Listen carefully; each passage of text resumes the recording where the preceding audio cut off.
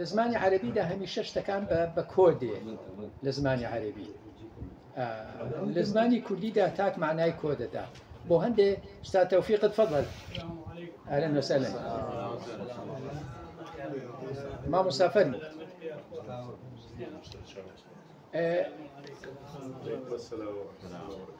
وا جوانترە بە زمانی تاک قسەکەین تۆڕی کۆمەڵایەتی ئەو کۆیە پێشتر با بڵێن بەر لە 91 بەڕاستی خەڵک بە کوردیەکی پارا و قسەی دەکرد ئەگەر چی نە زمانی کوردی ڕسمی بوو نە ئەوەندە کەناڵەمان هەبوو نە ئەوەندە ڕۆژنامەیەمان هەبوو بەڵام خەڵکەکە بە کوردیەکی زۆر پارا و قسەی دەکرد سڕەکەش لەوەدا بوو چاپەمەنی میدیا ڕاگەیاندن لە بندستی کۆمەڵی مامۆستای بەتوانادا بوو خەڵکی تازە پێگەیشتو نەدەگەیشتنە ئەو مەقامی کە بابەت بڵاوکەنەوە یا بچنە پشت مایکرۆفۆنەوە یا مەسەلەن لە پشت کامیرەوە قسە بکەن بۆیە ئەوانەی کە سەرپەرشتی ئەو دەستگایانیان دەکرد کوردی زانی زۆر باش بوون ئێستا کوردیەکی زۆر بەداخەوە شەقۆڕ شەڕ ئەنووسریە قسەی پێ ئەکرێ زۆربەی کەناڵەکان کە گوێ ڕادەگری ئێمە کە قسەمان دەکرد کاتی خۆی وەکو مامهێمن پەستە بوو یعنی حتا قسەیشی هەیە مامهێمن تەبێ ساڵانێکی زۆر لەم دیوژیاوە ئەیود من زمانی عەرەبی باش نازانم بەس دەیگوت کە گوێ لە ئیزگەی بەغدا بە عەرەبیەکە دەگرم باشتر تێگەم لەو کوردیەی بەغدا چی بوو تەرجەمەکە تەرجەمەیەکی سەقەت بوو مەسەلەی ڕەچاوکردنی زمان زۆر گرنگە باواز لە زمان بێنەوە واز لە زمان بێنین بینەوە سەر بابەتەکەی خۆمان بابەتی تۆڕی کۆمەڵایەتی سۆشیال میدیا ئینتەرنێت جیهان و تەکنیکێکە بەڕاستی دڕی بە ژیانی هەموو مرۆڤەکان داوە دنیایەکی تازەی ئەفراندووە بتەوێ و نەتەوێت تۆ لەگەڵ ئەو دنیاەدا لە کۆنتاکتای لە پەیوەندیدای ناچاری هیچ چارت نییە ئەبێ لە پەیوەندیدابی لەگەڵ دنیای ئینتەرنێت و سۆشیال میدیایە تەبعی ئێمە هەتا 2003 ئەگەر قسە لەسەر شاری کەرکووک بکەین خەڵک نێزانی مەسەن کەناڵی ئاسمانیش هەیە دەوڵەت خۆی دژی ئەوە بوو کەناڵی ئاسمانی هەبێت چونکە پێی وابوو میدیا بەشێکە لە نهێنیەکانی دەوڵەت بە چاوێ تەمەشای میدیا و ڕاگەیانی دەکرد کە دژ بە دەوڵەتی عێراقا دژ بە سیاسەتی حکومەتە دژ بە بەرژەوەندیەکانی دەوڵەتی عێراقا بۆیە سانسۆریشی دانابوو ئەڵێن وەزیرەکان و بەرپرسەکان مەسەن لە ژووری خۆیانە کەناڵی ئاسمانیان هەبوو بەڵام بۆ ئەوامی خەڵکەکە قەدەغە بوو کە کەناڵی ئاسمانی هەبێ بۆیە لە 2003 لە نۆی چواری 2003دا بەغدا ڕووخا پەیکەرەکەی ساحەی فردەوسیش ڕووخا بەڵام لە کەرکووک خەڵک هەرێزانی وەیەزانی سەددام ماوە لە دەی چوارە ئەنجا کەرکووک ئازاد بوو ئەمە تەبعی بابەتێک کە پەیوەندی بە میدیا و ڕاگەیاندنەوە هەیە چونکە عێراق دەوڵەتێکی داخراو بوو تەنانەت ئەو چاپەمەنەی لە وڵاتە عەرەبیەکانیش دەردەچوو سیر دەکەی سانسۆر دەکرا زۆر جار تو گۆڤارێکت دەکڕی لە لوبنان لە میسر ڕەنگە لە ئەوروپا دەرچوو بێ سیر دەکرد 4 لاپەڕە 8 لاپەڕەی لێکراوەتەوە ئەمە لەگەڵ سیاسەتی دەوڵەتی عێراقا ناگونجێت بەڵام لە ناوچە ئازادەکانی کوردستان دۆخەکە جۆرێکی تر بوو هەر لە نەوەتەکانە ئینتەرنێت هات کۆمپیوتەر هات سەتەلایت یەکەم سەتەلایتی کوردی لە نەوتونۆیا کرا پێشتر ئامێرەکە هەبوو خەڵکەکە بە جۆرێکی تر ینی ئێمە بەبیرم دێ لە هەولێر بووین ئێمە کامیرەی کەناڵە ئاسمانیەکان وێنەی دۆخەکەیان دەگواستەوە تەبێ حکوومەتی عێراق هەموو میدیاکارانی لە وتێلی ڕەشید و وتێلی پێم وایە شیرات و نمیریدیان دانابوو بۆیان نەبوو بسوڕێنەوە بۆی حقایق نەگوازنەوە دەبابەی ئەمریکی هاتووە سەر پردی پێم وایە شوهەدای پێڵەن پردی شوهەدای جمهوریە شوهەدا با بڵێن لەبینی ساحەی تەحریر و بەرەو مەنتیقەی خەزرائەڕوا دەبابەکە لەوێ بوو وەزیری ڕاگەیاندنی عێراقی دەیگوت ڕاومان نان وامان لێکردن وامان لێکردن لە هەمان کاتە بەرامبەر شیراتۆن قەسری جمهوری بوو لەو بەری دجلە ئەوانەی لە قەسری جمهوری بوون بە دەرپێوفانی لە جلە ئەسکەرەکان فرێدا بوو بە دەمئام و دەمئاو کۆشی کۆماریان بەجێ دەهێشت بەڵام ئێستا دۆخەکە نەوعێکی ترە ئێستا تۆ مۆبایلێکی زیرەکت پێ هەرچی بتەوێ بەڕووی جیهانە کراوەتەوە بەڕاستی ئەمە بە دیوە کاشتێکی چاکە تۆ ئاگات لە هەموو شتێکی جیهان دەبێت لە ڕێی شاشێکی بچووکەوە تۆ بەڕووی جیهانە دەکرێتەوە بەڵام لە هەمان کاتیشە جۆرێک لە دەوری با بڵێن نەرێنیشی هەیە دەورێکی نەگەتیڤی هەیە بەوەی کە تۆ نەزانی چۆنی بەکاربێنی بەوەی ڕەنگە تۆ وەک پێویست نەتوانی سوودی لێ ببینی بەوەی کە ڕەنگە هەندێک منداڵ تووشی حاڵەتی ئۆتیزم بوون هەر لە منداڵیەوە دایکەکە خۆڵقی نییە منداڵەکە پەروەردەکە مۆبایلێکی زیرەکی دەداتی ئەو منداڵە بەدیار ئەو شاشەوە دانیشێ نزمان فێرە بێ نەمێشکی گەشە دەکا نزمانی دەپژێ نەجوێی بە تەواوەتی دەکرێت نەختی گەورە بێ و منداڵم مەی لەو جێلۆکە دەردەچێت دەکەواتە ئەم تەکنەلۆژیایە دەبێت تۆزێ بە شێوەیەکی هۆشیارانە ئێمە ڕەفتاری لەگەڵاکەین بابەتێکە چونکە وەکووتنی تیخی دوودەمە بە دیوێکە باش دەبڕێ بە دیوێکە خراپ دەبڕێت هەڕێک وەکو چەقۆ وایە ماڵ نییە چەقۆی تێدا نەبێت چونکە کابانی ماڵ و چێشخانە بەبێت چەقۆ نابێت یعنی ممچینێت تۆ چێشتێ لێ بنێ حاضر کەیەگە تۆ چەقۆت نەبێت بەڵام هەر چەقۆشە تاوانی پێکرێ ڕەنگە مرۆڤێکی پێ بکوژرێت ڕێک سۆشیال میدیا شوایە ینی دوو دیوە دیوێکی خراپە دیوێکی چاکە ئێمە تەبی بۆ سەرەتاکانی ڕەنگە خاتون لەو بارەیەوە باسی کە خاتو ئابانخان سەرەتاکانی ئینتەرنێت بابەتێکی سڕی بۆ مەسەن یەکەم ئینتەرنێت پێم وایە کە نێتوەرک بووە لە ناو پنتاگۆن لە ناو وەزارەتی بەرگری ئەمریکا بەکارهاتووە لە بینی بەشەکانە نەهاتون مەسەلەن نووسراوی فەرمی لەم بەشەوە بۆ بەشە بنێرن بە نێتوەرک ئەو نووسراوە کراوە چۆتە لای هەموو بەشەکانی تر بینیویانە ئەو نێتوەرکە وەکو شتێکی نێنی پاشان لە بواری هەواڵگری بەکارهاتووە ئەجا دواتر وردە هەتا کۆمپانیای گەورە پێیادن و ئەچێتە دۆخی بازرگانی ویترە بێتە شتێکی بەردەست لە بینی لە بەردەستی هەموو مرۆڤەکانە بابەتی ئەم ڕۆمان خاتو ئابان ئێمە دەست پێ بکەین یا بابەتی ئەم ڕۆمان لەسەر چۆنیەتی بەکارهێنانی تۆڕی کۆمەڵایەتیە تەبعی نابێ ئەمە بڵین ئێمە نامانەوێت تۆ ئینتەرنێتمان ناوێت چونکە تۆ دادەبڕێ ئەمە جیهانێکی پرگۆڕانکاریە ناکرێن نەتبێ گۆشەگیرەبی دادەبڕێ لە زانست لە میدیا لە پێشکەوتن دادەبڕێ ئەبێ هەدبێ بەر لەوەی بانجی خاتو ئابان کەم حەزەکەم هەندێک دەربارەی خاتون و ئەو ڕێکخراوەی کە دامەزراندووە تەبعی لە هەموو کۆمەلگایەکە هاتنە پێشی خانمان دەورێکی گرنگی هەیە بەڕاستی خانمان دایکن نەنکن پورن میمکن پلکن خوشکن کچن دایکن هاوسەرن هاوژینن خۆشەویستە ئیتر سەیرەکەی دنیایەکی زۆرە مای خۆشحاڵیە کە مەسەن خانمێک لە خۆی ڕابینیوە ڕێکخراوێکی دامەزراندووە بایەخ بە منداڵان و ئافرەتان دەدا ئەمە بەڕاستی هەنگاوێکی زۆر باشە خۆشحاڵیشین کە یەکەم چالاشی لە کارێز دەکا خاتونی لە خۆی ڕاببینێ کە ڕێکخراوێ بەڕێو بە بەدڵنیاییەوە ئەرکێکی پیرۆزی گرتووەتە دەست ئێمە وەکو کتێبخانەی کارێز و بە ناوی ئێوەی بەڕێزەوە هیوای سەرکەوتنی بۆ دەخوازین کارێکی زۆر چاچی کردووە چونکە بەڕاستی لە زۆر گۆشە و کەنارە ئامادەبوونی خانمانی کوردستان زۆر کارێکی گرنگە کاریگەریان زیاتر دەبێت هەموو شتەکان ناکرێت لەسەر ئەستۆی پیاوان بێ بەڕاستی زۆر گرنگە خانمانیش بێنە پێش من ڕەنگە حەز نەکەم لەوە زیاتر سەری ئەوە بێشن داوا لە خاتو ئابانخانەکەم بێ بابەتەکەی پێشکەشکاو هەر هەمووشمان گوێ لە بەڕێزی ڕادەگرین بزانین دەربارەی تۆڕی کۆمەڵایەتی دەربارەی سوۆسیال میدیا و ئینتەرنێت چی دەفەرمێت فەرموو خاتون کاکە شێخ ئەگەرینەکەی مایکەکەی بۆ خاتون حازرکەین السلام عليكم. سلام. اهلا استاذ تفضلوا استاذ تفضل هنا تفضل استاذ يا اهلا وسهلا اهلا وسهلا احمد جانك الله بالخير استاذ الله بالخير يا اهلا وسهلا شو الصحة؟ اهلا وسهلا هيا هلا بالخير يا اهلا وسهلا الله بالخير بالخير يا اهلا وسهلا حياكم الله شو الصحة؟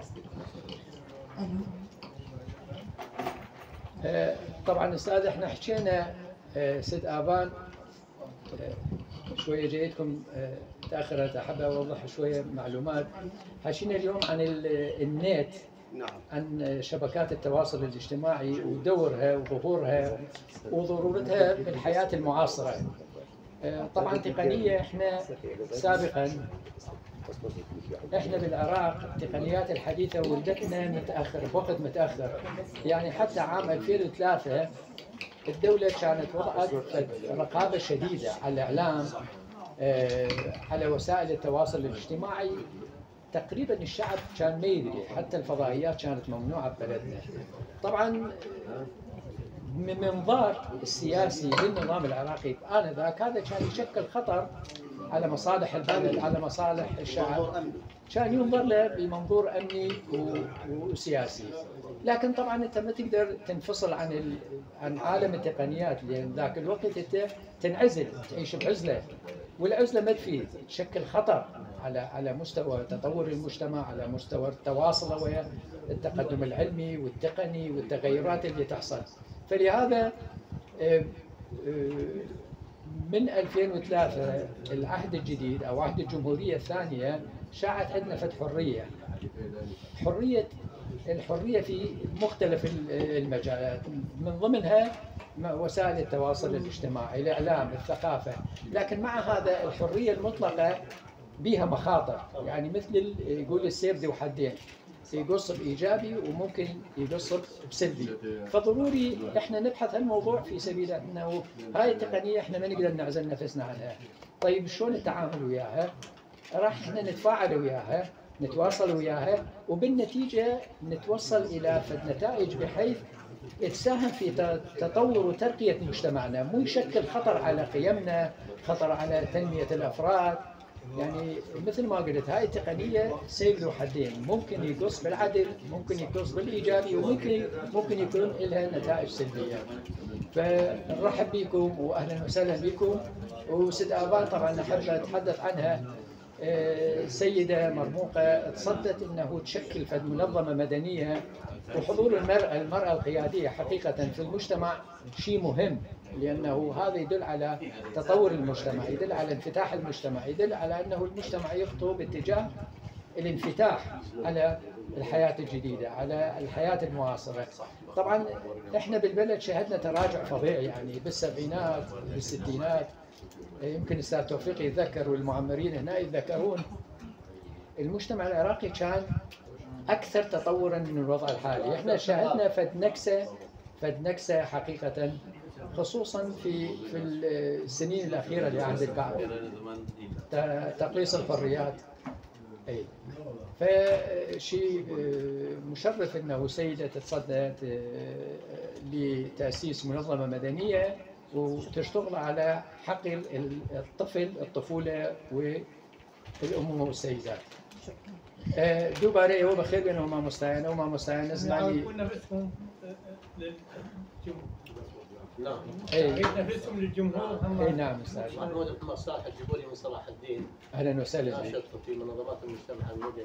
اهلا وسهلا بك. ومشرف في النشاط المدرسي باسم في تربية صلاح الدين. يا اهلا وسهلا بك وكل اهل صلاح الدين. وفي عضو في منظمة الانطلاق. بالموفقية استاذ، اهلا وسهلا بك. السلام عليكم. وعليكم محمد صالح السلام. الجبولي، مدير عام منظمة أحرف مضيئة للثقافة وشؤون المرأة، ومدير البورد الأوروبي لإعداد القادة والمدربين للمملكة المتحدة بريطانيا في كركوك، ومدير قناة فولنتير شانل طاهر الجبولي، والناشط في NGO وفد العراق بصفة خبير. نرحب بك استاذ، اهلا وسهلا. طبعا نشيد بالأخت آبان، هي حقيقة يعني كسرت كثير من الحواجز، يعني قدرت إنه يعني تقرب ما بين افكار وقوميات. يعني انا عربي والاستاذ عربي من صلاح الدين، فدائما هي سباقه انه تجمع ما بين وبدون اي فواصل وحواجز. هذا الشيء حقيقه احنا نعتز به ونشجع عليه. ومنظمتها ان شاء الله اللي هي منظمه ناشئه راح يكون لها دور في كركوك وخارج كركوك بالايام القادمه ان شاء الله. وهي اكيد يعني النجاح يجي من اداره ناجحه ومن اشخاص عندهم طموح وعندهم ان شاء الله نظره بعيده. نشكركم على ضيافتكم هذه وعلى دعوتكم الحلوه وعلى هذا الجمع الطيب. وشيء حلو انه احنا جايين من مناطق الحويجه قاعدين الوجوه الطيبه. اهلا وسهلا بك استاذ، اهلا وسهلا. ممنونه. او ما مستعيش اخوي بناس اليه كافر شيخ. محامي أحمد السيد، محامي محكمة السناق كركوك ومحامي منظمة ناس.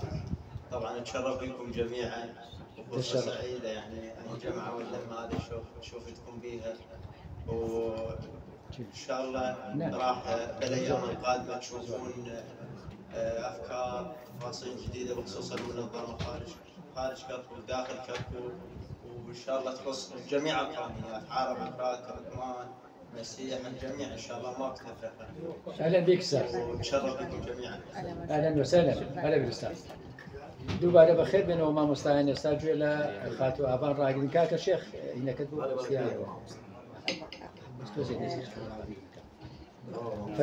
لسرتا بخيراتني همومي وانا ورئيسا كان كم دس خوشيتان دي كم بآمد بونتان لسرتا بخيراتني همومي وانا برئيسا كان كم دس خوشيتان دي كم بو هاتونتان بو مندوبونتان براستي مندوبوني كي زور تنكيش بآمد بونتان زور خوش حالم بناسيني هر تاكيكتان. مقدما اتشرف بكم تنورتوني من الحويجه انتم جايين هنا، شكرا لكم وهذا تقديري خاص لكم، ممنونه. ودس خوشي لما مصطفى طارق كاريزي كم طبعا ام مكتبه على كدوبمانو بتواني كورو سيميناري بكين خويو كادركاني زور سباسي قوري جنابتكم ما مصطفى ممنون براستي ام كتابخانه كي روشنبيريه بر دوله من دال زانياري ولشتي جوان زور سپاسی گەورەی جەنابێکم کە ئەم دەفتەی پێمان بەخشیوە. من وەکو ئاوان بەرسەنجی ڕێکخراوی نازم لتطوير شؤون المرأة والطفل خۆشحاڵ بووم کە بابەتێکی لەم کە ئەم بابەتە بتوانم پێناسەی بکەم، هەرچەند بدوێم لەسەری و باسی بکەم حەقی خۆی نادەم بەڕاستی، بەڵام بتوانم شتێک ئامادە بکەم خۆشحاڵم کە بتوانین سوود بە هەموو لایەک بگەێنین.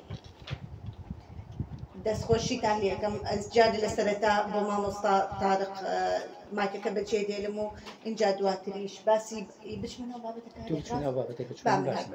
بەڕاستی ئێستا لەم سەردەمەیە گەورەترین کێشە بە هەڵە بەکارهێنانی تۆڕە کۆمەڵایەتیەکانە، ئەیش بووەتە بەڕاستی گەورەترین کێشەی سەرزەوی کە مرۆڤ پێوەی دەناڵێنێ.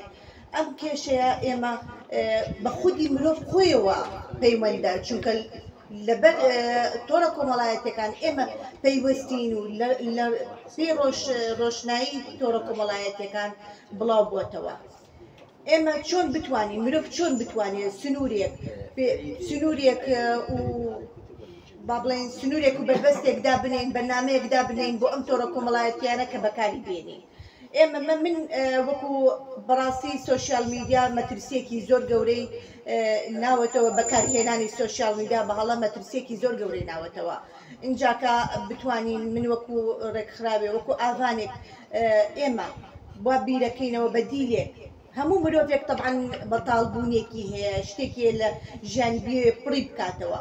اینجاکە من وا پێم باشە بەدیلێکدا برێ بۆ ئەم هەموو گەنجە جوانانە کە بتوانن ئەو بەدیلە پڕ بکەنەوە، ئایا بە وەرزشیەک بێ، ئایا بە مەلەوانگەیەک بێ، بە قاعەیەک بێ، ئایا ئیتر زۆر بۆ نمونە ئێمە ئەتوانین هەر لەم تۆڕە کۆمەڵایەتیانی یەکتر بگرین کۆبوونەوەیەک گرت بکەینەوە.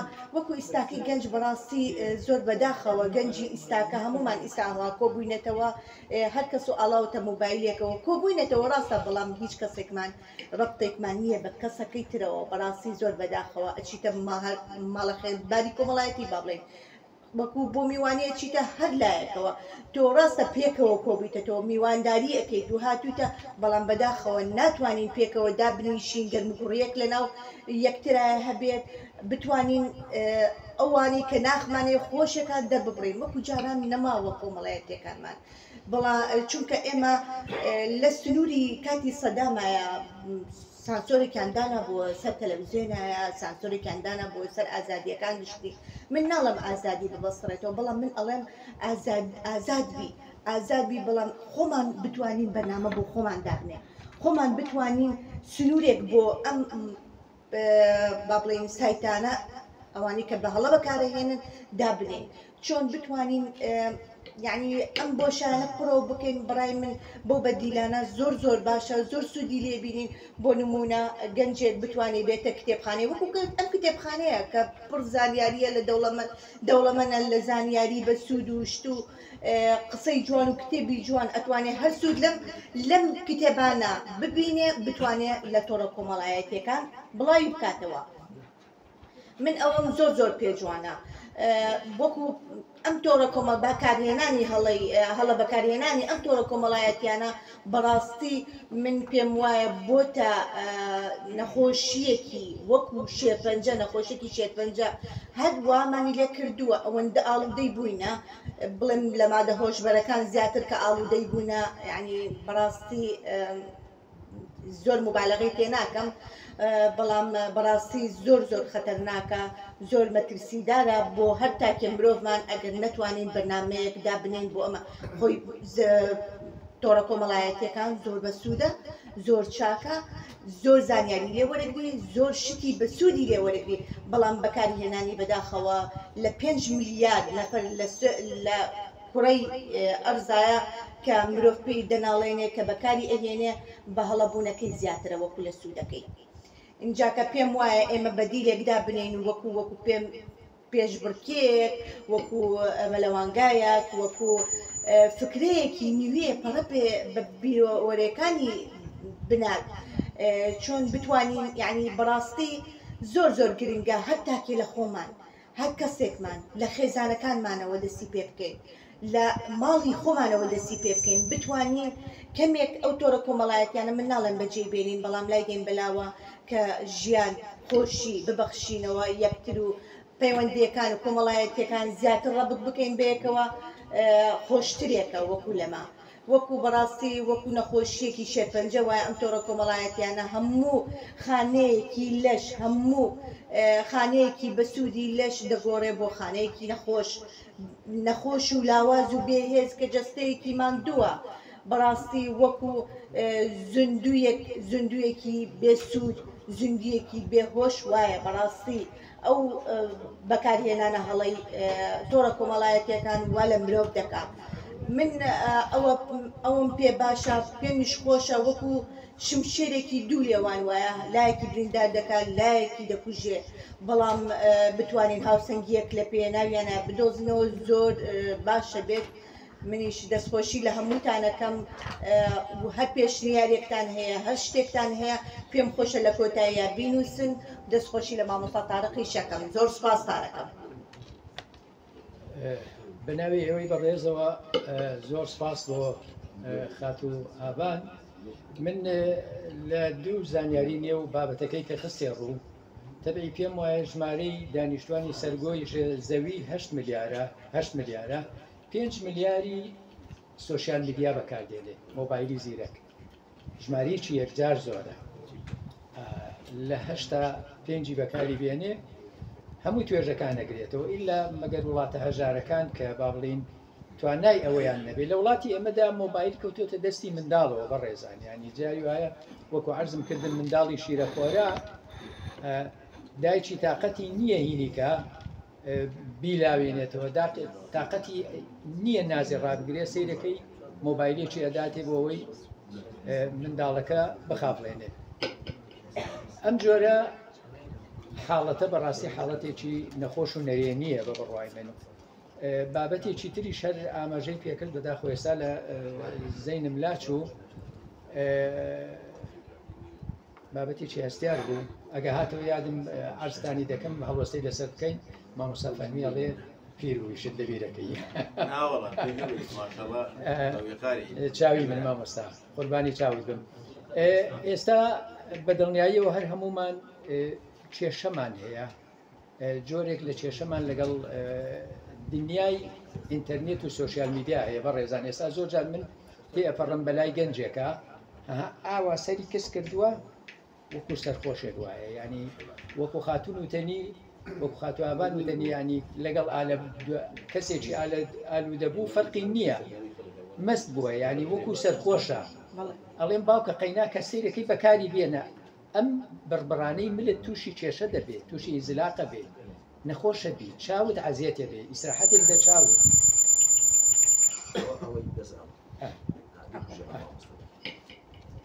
ینی بەڕاستی نیعمەتە لە هەمان کاتیشان نقمەتە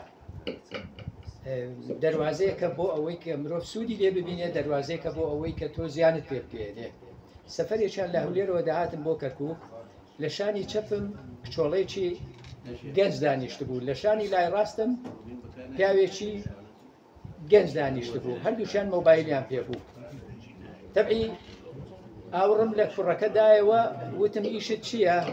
خوا بە ڕێزان ئەگە سەرنجتان لای من بێ گوتم ئیشت چێ؟ وتی پێشمەرگەم. وتم چی سفادە لەو مۆبایلەکەی؟ وتی وەڵڵاهی بەس کاتی پێکوژم. ئەمە دە قسەی ئەو بێ.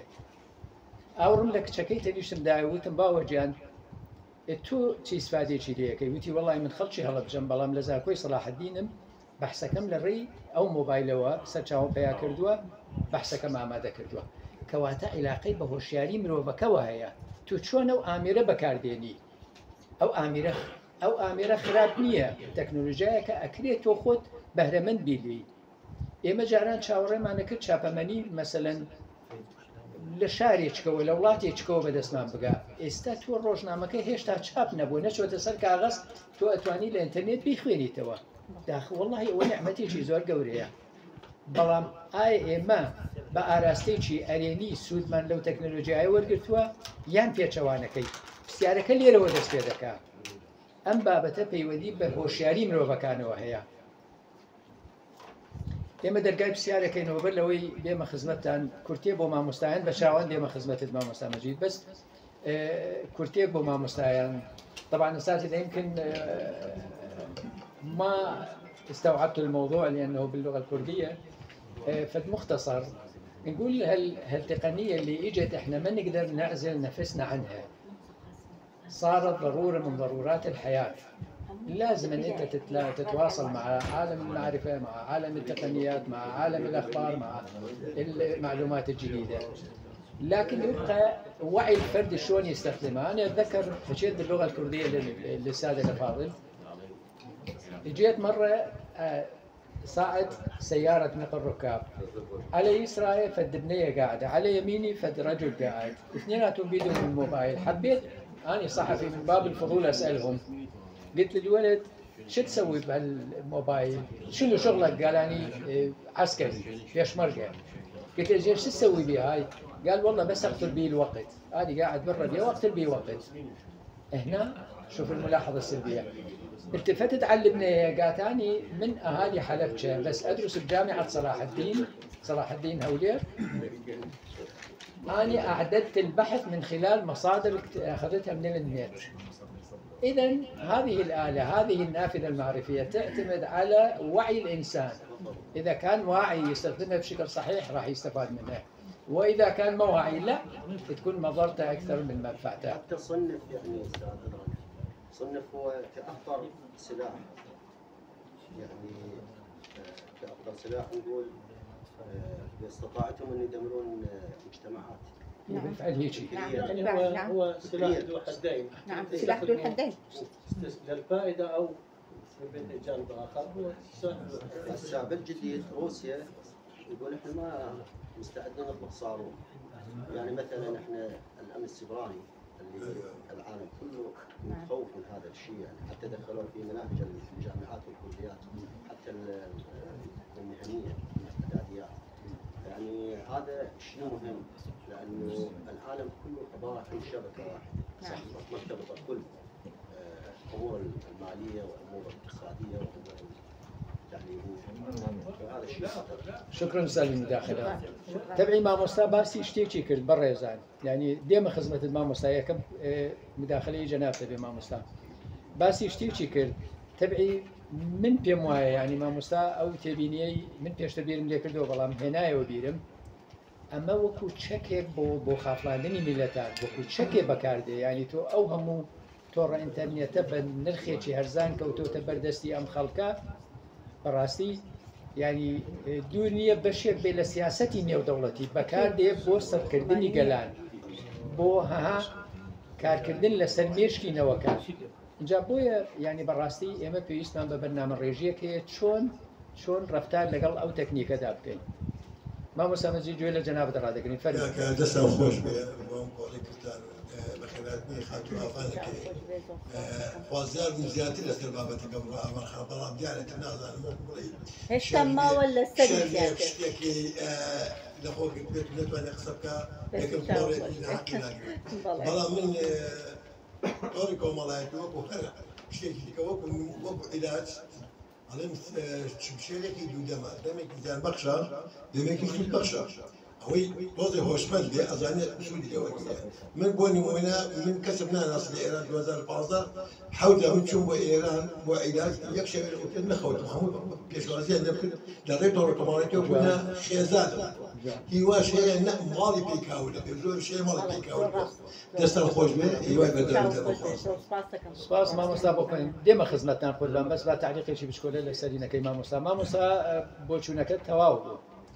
حەزەکەی ئینەکەت دەوە مایکەکە بۆ چوونەکەت زۆر تەواوە پەیوەندی بە هۆشیاری مرۆڤەکانەوە هەیە دروست وایە سەبارەت بە تێبینیەکەت لەسەر ئابانخان یەکەم کۆڕێتی لێ یەکەم کۆڕا بەڕاستی دوێنێ ئەم کاتانە لێرە هات شەشقاتی ئێستا قسەی کرد بەڕاستی زانیاری زۆریشی پێبوو بەس یەکەم جارە مرۆڤ یەکەم جاری بێ لە ڕوبەڕووی جەماوەرە تۆزێک شەرم زاڵە بێ بەسەریا ئەگەرنا دوێنێ هەر لێرە دانیشت بوو من لەوێ گوتم من جمهورم شەشقاتی ئێستا کە قسەی کرد گوتم کێشە نیە ئێمە گرنگەوەی بابەتەکە دەوروژێنین شەرنی هەرچی پێێتە ئێمە بابەتەکە دەوروژێنین خۆ ئەوش کۆڕە هەموو کەسێک دەتوانێت مەسەلەن تێبینی و سەرنجی خۆی بخاتە ڕوو مامۆستاگیان من چاوەڕێی ئێوە شەکەم و پێکەوە ئێمە بتوانین شتێک بدۆزینەوە پێکەوە بتوانین شتێک بدۆزینەوە بۆ چارەسەری ئەم کێشەیە بەڕاستی من هاتووم وەکو زانیاری خۆم وەکو خۆم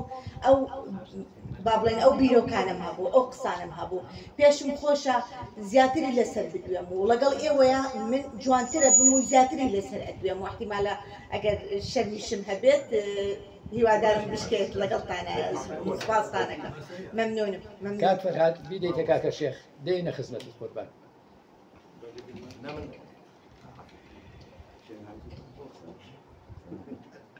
مامۆستا هەر بۆ زانیاری لە جیهانە 4 ملیۆن پۆین 800 ملیار ئەوەنە بەکاری دێن یعنی لە 160 جیهانەکە زۆرترین بەکارهێنەر لە وڵاتی هەندە 650 ملیۆن کەس بەکاری دێنێت لە وڵاتی لە عێراق 30 بۆ 35 ملیۆنەر بەکارهێنەری 30 بۆ 35 ملیۆن لە هەموو کەمترین وڵاتشا لە هەموو لە کۆریا شمالی و ئەریتریا کەمترین خەڵک بەکاری دێنێت لە کۆریا شمالی و ئەریتریا لە کۆڕۆتۆمەڵاتیان بەگشتی ینی فەیسبوک و تیکتۆک و ئەمانە فەیسبوک زۆرترین بەکارهێنەری لە هەموو ئەمە هەر بۆ زانیاری مامۆستا فەرموو دێنە خزمەتی پێش دێنە خزمەت زانیاری مەزەرەکە باشە بابەتەکە سەبارەت بە چۆنی بەکارهێنان ئەفەر قوربانەکە سەریش لە قسەکان بدەین بەڕێزان بەڵام جەناب زیاتر باسی لایەنە نرێنیەکان لایەنە خراپەکانی کۆمەڵایەتی کرد بەڵام زۆر لایەنی بەسوودیشی هەیە کاتوانی بەکاری بێنی بۆ خوێندکاری ماجستێرم لە کچۆرگی خۆم کاتێکە دادەنیشم کە سەرچاوی دەبوو دەستمانە بە سێر چێک دەتوانم چەندین سەرچاوە لە ئەوروپا بێت لە ڕۆژهەڵات بێت لە ئاسیا بێت دەستم دەکەوێت واتە لایەنی باشی هەیە ئەمە خاڵی یەکەم خاڵی دووەم بەکارهێنانی خراپی تۆڕی کۆمەڵایەتی بۆ شخص خۆیە گەڕێتەوە واتە ئەو کەسی کە بەکاری هێنێت ئەتوانێت بە باشی بەکاری بێنێ و ئەتوانێت بە خراپیش بەکاری بێنێت واتە خودی خراپی تۆڕە کۆمەڵایەتیەکە نییە بەڵکو خراپی خودی خۆمانە کە ناتوانین بە شێوەیەکی باش بەکاری بێنێت ئەمە خاڵێکی تر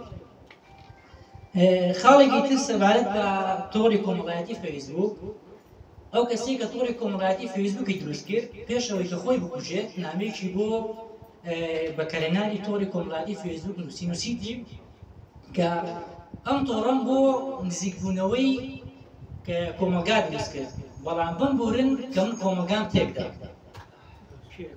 وڵی ناوی بەکارهێنەرەکەی نازانم من کردومەتەوە سەری نانا قسەی فەیسبوک من لە سەرچاوی واقعیە خوێندومەتەوە ئەمە خاڵێکی واتە ئێمە ئەتوانین چەندی سوودی لێ بینن و ئاماژەم پێدا کەواتە بەکرێنانی تۆڵی کۆمەڵایەتی خراپ نییە وەکو خودی خۆمانین بە خراپی بەکارهێنی دەستخۆشی لە جەنابی شتەکەم بەڵام پرسیاری ڕقنەیەکشم لە جەنابت هەبوو کە بەڕێستانە و ڕێکخراوێکی کوردی بەڕێستان ئەمە شیعارەکەتانە بەڵام بەداخەوە تەنها نیو لاپەڕەی بە زمانی کوردی نووسراوە کە بەڕێستانەوە وەکو کوردێک کە ڕێکخراوێکی کوردیتان دامەزراندووە دەبوو مەفروض وابوو کە زۆربەی ئەوانەی ئەو سیمینار و ئەو بابەتانی کەەوە ئەنجامتان داوە بە زمانی کوردی بێ بۆ چونکە بەڕێستانی وەنوێنی کوردن بتانێت پێش وا و بە زمانی کوردی بێ دەستخۆشی لێەکەم زۆر سپاس دەستخۆشی لێەکەم زۆر سپاس بۆ ڕەخنەکانت بەڵام بە کاک مەجید وڵامی بداتەوە دواترش من وڵام دەبارەت بە ڕەخنەکە دەست خۆش بێ بەڵام ئێمە لە شاری کەوتنی ڕەنگە ئەم لەناو عەرەبەکان بێوجات بۆ ئەوەی سەرنج عەرەبەکان ڕامکێش ڕەنگە لەبەر ئەوەی بێت زۆر سپاس بەڵامەوە بەڕێستانێنەری کوور دەکەن ڕاستە ناو منتیقی عەرەبن و بەڵامەوە وەکو کوردێک بەڵام وەکو کوردێکەوە نەو بەرایەتیەکەن دەستخۆشیتان لێ مامۆستا دەزانی چۆن من لەگەڵتام پێویستە هاوسەنجیەک لە ڕووی زمانەوە هەبێ تۆ مەسەلەن ئەتوانی کرۆشۆرێت بەردە زمان با ئەو کەسانی کە بەکاریشی دێنن مەسەن ئێستا ئێمە سریانەکان زۆر کە من ئەوانەی سریانی زمانن ڕەنگە سەتایەکی کەرکوب نەبن بەڵام زمانەکەیان لە کەرکووکا فەرمیە لە هەموو تابلۆکان عەرەبی کوردی تورکمانی سریانی دەنووسرێت ئەبێ ڕێز لە پێکاتەکان بگیرێ ڕاستە ڕێز لە زمانەکان بگیرێ منیش نێم پرسی ئەو سەرنجەم پێگوت بە ئامان خان وتی بەڕاستی کەسێ نەبوو دەقەکەم بۆ بک بە کوردی وتم هەر دقیقت هەبوو من ئامادەم بۆتی بکەم بە کوردی سەرنجەکە لە جێی خۆیایەتی ئابان خان بۆمکردنەوە هەبێ دەست و چاو خۆش بێ لە سەرەتا دەستخۆشیت یەکەم بۆ خاڵی یەکەمت کە وتت پێم بۆ ڕەخنەکانت با بڵێم بەگشتی بۆ ڕەخنەکان بەگشتی زمانی من وەکو ڕێکخراوێک کار بۆ هەموو زمانەکانەکەم کار بۆ عەرەب کار بۆ عەرەب و بۆ کورد و بۆ تورکمان و بۆ مەسیح و بۆ هەموو ئەقلیاتەکان کارەکەم بەبێ جیاوازی زۆر زۆر جوانە پرۆشۆرەکەم بڵێ سرنجێکی جوانت کرد کە پرۆشۆرەکەم تەنها بە عەرەبیە و چەند خاڵێکی کوردیتیایە بەڕاستی من دراسەم کوردی عەرەبی بووە نەمەتوانی هاوسەنگی دروستکەم بینی زمانەکان بردیشم بۆ لای دیزاینەرەکەش هەرەوەندەکەی لێتوانی بە داوای لێبردنەوە ئیشەڵا و ڕەخنەیە زۆر زۆر جوانە و چاکیش دەکەین ئینشاءڵڵا دەست و چاو خۆش بێ بە نسبەتی فەیسبووکەوە من باسی نەرینی و ئەرینیم کرد بەڵێ من باسم کردووە ئێمە وەکو مرۆڤ ناتوانین بەڕاستی لە جیهانە قەتع بین چونکە وەکو مرۆڤێکی جاهلمان لێدێ ئێمە ئەبێت بە بەردەوامی ئێمە ئەبێت زانیاری زیاتر وەربگرین زانیاری زیاتر ئەتەنێت کۆتۆرە کۆمەڵایەتیەکان زۆر زۆر سوودی هەیە من باسم کرد کە خۆمانین بەغاڵە بەکاری هێنین من باسم کرد کە خۆمانین کە ناتوانین بەنامەیەدانی ئێمە ئەمانەوێت بەرنامە دابنین ئێمە ئەمانەوەی هاوسەنگیەک دروست بکەین لەو بەکارهێنانی تۆڕە کۆمەڵایەتیەکان دەست خۆشیت لێکم وا بزانم وەڵام مندایەوە دەست و چاوت خۆش بێت بناوی خۆی گەورم هێرەبان لە مداخلەکەی جناب دەست پێکەم باسی زمان کرد و پێویستە لە هەموو شوێنێ زمان هەبێت خۆ بە پێی دەستوژە پێویستە لە باشووری عێراقی بە زمانی کوردی بخوێنرێت قبولیانەوە ئەو ئاڵەیش لە دوات ساتەکان هاتە هەوڵەکە ئەوە پەیوەندی بە منەزەمەکەی ئاڤان خان پەیوەندی بە سیاسەتی کارێزەوە دیێن بارها یعنی وا باز کرا یعنی تۆڕی کۆمەڵایەتی بۆ خۆ جیرایەتری هیچ یعنی هیچ شتێکی بەکاری بالعکس من نابین هیچ سلبیاتێکی هەبێت یعنی علمێکە بەڕاستی تو ناتوانێت خۆم لەو تەمەنە ببێت تازە ببێت تۆڕی کۆمەڵایەتی ناتوانم بشم بە هەموو مەجالەکانی چۆن ئەفیون و شوڕ بۆتە ئەفیون ناتوانێت بەکاری بەڵام بڵێ لە زۆری بەکارهێنانی لە شخصێکە بۆشە باسی کۆرێ شمای کاکشە باسیوانەی کرد حکومت قوانین پێدا کردەوە لە هەندێک شوێن لە قوتابخانە مەمنوع لە هەندێک شوێن شوفێر ناتوانێت بەکاری بێت لە هەندێک شوێن سەعات ئەوەندە مەنع کرد نازانم لێرە قوانین زۆر گرنگ نیە ئینجای ناپەژێنە سەر ئەمە هەبیانە زۆر خۆم زۆر سوودم لێ بینیوە زۆر شت حزم كل من دسم كي بكيف دسم نكلو زور بأساني لا توريكم لا تدسم كلو براستي علمي شي قوريه زور جرينجا وزور مهمة زور بخشة وقت ما فينا خواردن البوملوف هموش القوانين سلبياتي إيجابياتي درمان سلبياتي إيجابياتي أمش سلبيات إيجابياتي برانسي أبري بكار هناني زادت خصوصا المحاسني محاسن رمز السطا نوت زيادة مساوي أكشي لسر أو مروفي يك لمالا دول الرزو سرتاي لقطاب خانة دوائدي تناو كمالك هموي ببرسيدي إسا من تنطور كولاي أمام بكاري جاني وقت فراغ من اسمه ورزش وقت فراغ كتير شيء خير مو يعني من زارنا مو عم تقولين زارنا بس وقت والله زارنا وخلنا نسيب بدوا سو كلام الثاني أسو سدارين نخوشي أما كي زانست علمي ليه بيدا أكن خل يعني داود يبدأ خلوا شو جزار هيك ناسا كعراق راعيد ولا منطقة سو حزاري يكون يحوت هزار صالي هي بيش فرعون كان بدو هزار صار سو مريكان كوان شخصيا معناه أولي سواء لم عصر بشر بأوان أم تقول زي علميا بيدا بكذا يعني هندي الرجيمي هي وقت الرجيمي فاشي بيش العراق أجر بو تكنولوجيا بنتوان بنوعية الحكمران لا وانا ايش دوريه والشر ايش دوريه هي علميه او الذكاء ايش دوريه ده زور شن يعني وسايكم رايتيش يعني باور غير زواج شن يزال له زبع زي كاكا وزواج قيمتوركم هذه وين نازل قد بازوينا هذا كنازل عاده لان خرابك وريني فلان محاسن كذا زور تيسي خلقك كي بكاري بيني بو سود ورقن بو خوي بو كومنغاي بو نتوكي بو اجتماعكي بو خاككي بو همشتك بران ابن سازري يشكي من هر زكار مع سواس كذا تشينا خوشي وهين كل مثلا تشينا خوشي اوتيزم وانا تيجي من برادر من هيك اوتيزم دايم ساعد موبايلك يبيع باور كميه يعني من عالم بيني يعني خوي بيسكتو مزاينا وبسيط سهيد زي فيلم يشتيشي كأو أنا بيمزال يعني لا شو بدي خوي بيسكتو يعني يوم لما تمشيكي يسباو كذاك شيء مشغولة براو محاولة كده زمان زين مناقشة بكين ندوات بكين كراس دكين لقيت تربية حول دين لقيت جهات يعني شو حكومة أتوانا أمام كاتب كراس بو خدابيان بو خدكاران بو ماموستا حتى بو ماموساي عينيش باز بكن بس نقدر في نكسر وقت هيش كلمة خراب كاري أما هو روا باسي محاسني بكي أوان استفادة يعني كرو كسيني بكاري عينه سكجا بكاري ده معناته بربو خد قبل يده بس خد كنت أي بشاني خد منه دست خد بخير دەستخۆشی لێکە مامۆستا طبعاً ڕەخنەکانی تێبینیەکان زۆر جوان بوو بەڵام من لە سەرەتاوە شەر وتم ئێمە بەکارهێنانی هەڵا ئێمە کێشەکەمان لە هەڵە بەکارهێنانی تۆڕە کۆمەڵایەتیەکانە نەموتووە بە یەکجاری ناتوانین تۆڕە کۆمەڵایەتیەکان بەکاربێنین لەبەرەوەی کە بەڕاستی تۆڕە کۆمەڵایەتیەکان وەک خۆت جەنابەت عەرزت کرد سوودێکی زۆری لێ ئەبینی ناتوانی بەکاری نەهێنی وەکو خۆتیش جەنابەت عەرزت کرد کە ئەڵێیت بەڕاستی مناڵم بینیوە کە پیسایی کردوتە سەر خۆی نەڕۆشتۆ بۆ سەر ئاوەکە ئێمە لە باسی ئەو بابەتاکەین ئێمە باسی ئەوواکەین کە بە هەڵە بەکارەهێنرێ بە ناتوانین بەرنامەیەکدانی ناتوانین شتێک باسی واکەین ئێمە هەلێک بدۆزینەوە بۆ بەرنامەدانان داڕێژی بکەین بۆ ئەوەی کە بتوانین کەمێک ناتوانین ئێمە بە یەکجاری لەبەرەوەی کە جیهان پێویستی بە ئەبدێتە جیهان پێویستی بە زانیاری زیاترە من خۆم بەحتێکەکەم ئەبێت پێویستم بە ئەنتەرنێتە زۆر سوودم لێ بینی و مناڵم سوودی نییە بەڵام ئەڵەم ئەدینیەکانی زۆر زیاترێکە وەکو لە سوودەکانی دەست خۆش بێ زۆر سوپاس دەکەم.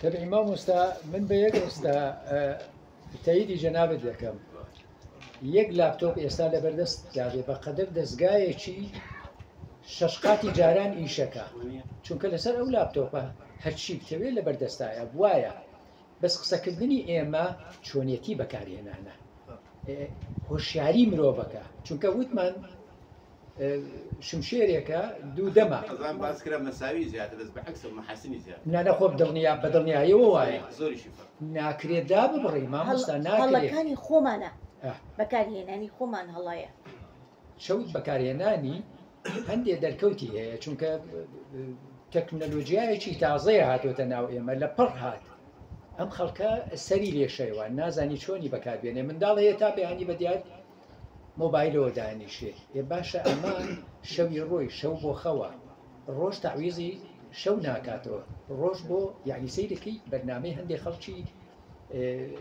دوێنێ ئاڤانخان باسی هێشتانی کرد ئێستا باسی نەکرد وتی مەسەرەن ئایا ئێمە چۆن بیر بکەینەوە ئایا قانون داڕێژین ئایا حکومەت تەدەخولکە ئایا مەسەرەن کۆمەلگا خۆی هۆشیار بێ ئایا خێزان دەور ببینێ ئایا قوتابخانەکان دەور ببینین ئایا مامۆستای ئاینی هەموو شتانەی دوێنێ باس کرد بەداخەوە بەس بە کورتیت خوا مامۆستا بە کوردی و بە کورتی وەک باسی و خوێنزایەتی لێرە باسم کرد ئەفلامەکانی من خۆن یەشێوان مەرجی فەریشۆقی ئەفلامەکان فەریشۆقی بۆ قوانین لە پەرلەمان نەکەی لە پەرلەمان شت دەرەکە بیکاتە فیلم وەک باسی قانون کرد ئەمانە بکرێت لە مەلای مزگەوت بکرێت بە شتێکی نیقاشێ بکەین یعنی تۆسیات بکرێتە قانون بۆ تربێ مەربیە سعات ئەوەندە حکومەت وا بکە تۆڕی کۆمەڵایەتی نەهێڵێت چۆن چێکە فەرقەکە مجتەمەعی بەلەگە کابراێک لە سوید ڕاستە من لە سەرەتا وتم کاتی سەدام ساعت 12 تەلەڤیزیۆنی ئەکوژانەوە ساعت 8 بەیانی 7 بەیانی دەستی پێ کرد کاتی خەومان تەواو بوو کاتی ئیسلاحەتمان تەواو بوو تۆ کاتێک کە بە شەو خەوتی زۆر نەشتی زۆر ئەدوانین بەڵام ئیستاکە کاتێک کە من باسی ئەەکەم من ناڵ وەکو وتیشم پێت سوودەکانی زۆر زیاترە بەڵام بەکارهێنانی خۆمان هەڵەیە کە ناتوانین سانسۆرێکدا بنین ئەبێ بکرێت بە قانون حکومت بۆ ساعت 12 حکومت بتوانێت ڕێگری بکرێت لە هەرچەند ببوورە ئێمە وەکو مامۆستا تارق دوێنێ باسی کرد ئێمە شەفتی شەوانمان هەیە و شەفتی بەیانیانمان هەیە تەنها ئەبێ ئێمە خۆمان سوور بۆ خۆمان دابنین شەفتی شەوانەکان کادرەکانی شەوانمان ئێمە پێویستیان بە ئەنتەرنێتە شارێکە 24 ساعت کارەکە بەڕاستی لە دەوڵەتەکانی دەرەوە 24 ساعت لە مەتار تۆ هەر ئەڕۆی ناتوانانی ئێمە ئەنتەرنێت قەتع بکەین ویانەوە بکەین ئێمە ئەو قانونە کەمێک زەحمەتە ئەگەر بێت و با بڵێن ثابت بکرێت لە سەریانە زەحمەتە بەڵام خۆمان بەگشتی خۆمان ئەتوانین هاوکات بین قانونێکی بۆ خۆمان دابنین قانونێ بۆ ناو خێزانەکانمان دابنین قانونێ بۆ مناڵەکان سانسۆرێکمان هەبێ لە وڵاتانی دەرەوە هەموو سانسۆرێک هەیە هەموو سانسۆرەکەی ناتوانێت هیچ کەسێک هەر لە خۆی بچێتە سەر سایتێکەوە سایتێکی خراپ بچێتە سەری ناتوانێت بەڕاستی سایتی مناڵان هەیە سایتی گەورە هەیە ئەتوانن بە پێی تەمەرەکانیان ئێستاگەر بکەیتەوە تۆ کاتێکا چیکە سەر سایتێکی خراپ پێتەڵێ تەمەنت چەندێکە ئایا تۆ چی بەڵام ئێمە ئەلێرانە لە عێراق ئەو سانسۆرەمان نییە مامۆستا بەڕاستی بەداخەوە ئەو سانسۆرە هەبێت لەسەر ئەو بابەتانە لەسەر ئەو سایتانە زۆر گرنگە و زۆر باشە چونکە ئەو سانسۆرە بەڵێ ئەوەیان بڵێ بۆی هەیە حکومت قانون بقاتە سەری بەڵام وەکو خۆمان وەکو بڵێن حکومت داوا بکەین ساعت 12 نمێنێت ئەنتەرنێت نمێنێت ساعت 7 ئەنتەرنێت بکرێتەوە ئیش سیکە ئەلێرانە تۆ لە کاتی امتحاناتایە امتحان مەکرد مامۆستا قاسمیش ئاگای لێ بوو امتحانمان نەکرد لە ساعاتی چەنەوە وەبزانم لە 6ەوە بۆ 8 ئەبرا ئەنتەرنێت ئەبرا زۆربەی مۆزەفەکان زۆربەی کەسەکان زۆربەی مامۆستاکان کاریان بە ئەنتەرنێتە لیانەوەستا کارەکانیان لێ ئەوەستا من پێتی ئەڵم زۆر سوودی هەیە بەڵام بەکارهێنان هەڵە بەکارهێنانی خۆمان زۆر دەورێکی گەورە ئەبینێ بەڵام سانسۆرکردن لەسەر ئەو سایتە خراپانەش بەڕای من شتێکی زۆر باشە و کار لە هیچ کەسێک کاری بەو سایتە خراپانە نییە با بڵێن ئەوە توانێت سانسۆرێک بێنێ بۆ نمونە گەورەکان تەنها بتوانن بەکاری بێنن دەست خۆش بێ زۆر سپاس زۆر سپاس دێمە خزمەتتان جانە یەک ئێوەم بینیوە بەڵام بە پێی سرا دێمە خزمەتتان 1 2 3 4 دێمە خزمەتتان مامۆستا فەرمی فەرموو باشە دەستخۆشی لە خاتو ئاوانەکەم پرسیارێکی زۆر گرنگی و ڕژان بەڕاستەکەی زۆر پێویستە لەم کاتەیە و طبعا هەر یەکێ لە ئێمە ئەتوانی یەک پێشنیار بکە بۆ ئەوەی بۆ چاکردنی ئەم بابەتە یعنی با بڵێین بەڕاستی لە کوبوونەوەیکی سەڵی مامۆستا CIA CIA وبنويجان قصة دي وتيان إيما ملتاني رجواتي نورات بس شي مجبوط يعني دبي بشتي لاوشي شيء ماس ميديا مزغوطة كان مزغوط ما نشان كلهم أخوات ساعة بلام لو أول شيء حكومة مصر قالوا أبان تاني براسة كينيا يما تواني سود شيء لبيني سودي زودي هي تبي كتاب بخيني كتابك هنا أتواني كتابك بس لدي ناي كتابك كردي بي عربي بي هالشي بي ناي كتابك لدي تبوده خيني يعني أول شيء براسي تو طاقتني أقول بتشاو بخير بتشاو ضعيفة بوي أو بوده خيني أما سو يعني هو سود شيء زور كوري براسي جا زوزو دست خوشی دیکم براسي هەربژی دەست و چاو خۆش بێ مامۆستاگیان زۆر سپاس دەکەم تێبینیەکانت زۆر جوانە مامۆستا یوسف فەرموو دێم حەبیب گیان ئاگام لێت باش جارێ کێشەیەکە بوو لە قسانەیە کە بابەتی ئینتەرنێت و تۆڕی کۆمەڵایەتی جیاوازە ئێستا حتا مامۆستا فەهمیش عینەن باسی ئینتەرنێتەکە ئینتەرنێت جیاوازە لەگەڵ تۆڕی کۆمەڵایەتی يعني او مثلا توري كومالاتي بشر كي زور بتشوف لبابتي الانترنت كبابتي شي دوري بابتي شفت كم كشير توري كومالاتي بكاره طبعا من السنه 1990 توري كومالاتي يعني كسي كبرنامج اندرو واينريتش كابري شي امريكيو تاسش زندو لجيانا السنه وضحوته كم توري كومالاتي دانا برنامج 6 ديجريز ام بياوا تاستماوا دوي او لسال 2001 2002 2003 انجا 2004 مارك وفيسبوك دانا او زيادة يعني باريس عندنا ودنيا او زور في بناو بانك وربحي شي زور خيالية هي تاستاش يكما لانه هم طرقهم راح كان يقدر بس ام بابا زور لنبو زور سباس هەربژی دەست و چاو خۆش بێ زۆر سپاس دەکەم دەسەکانت خۆش بێ بە ئەو زانیاریان بەڕاستی من دوێنێکە زۆر گەڵام نەمتوانی ئەو زانیاریانە بەدەست بێت زۆر سپاسی گەورەی جەناب دەکەم دەست خۆش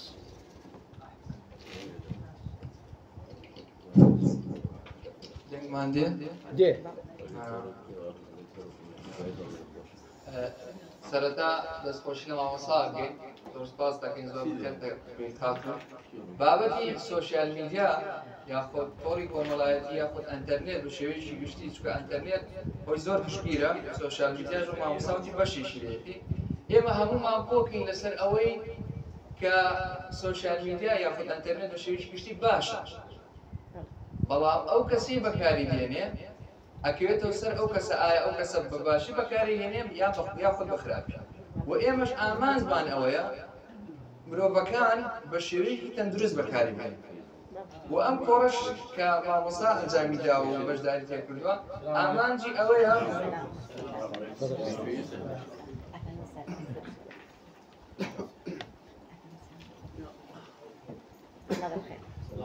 الله بالخير استاذ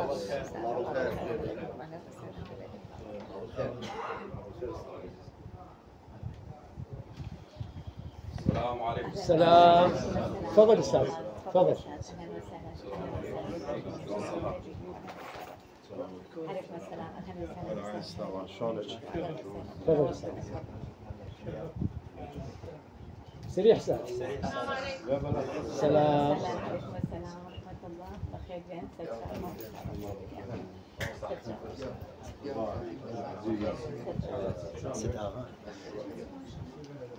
الله بالخير استاذ.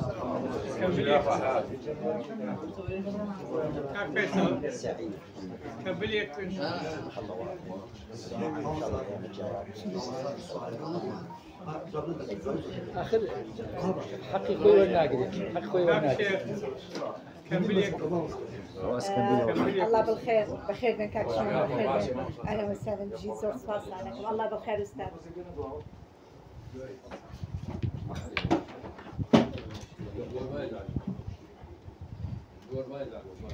بخير بين كاك حبيب جيان بردوان با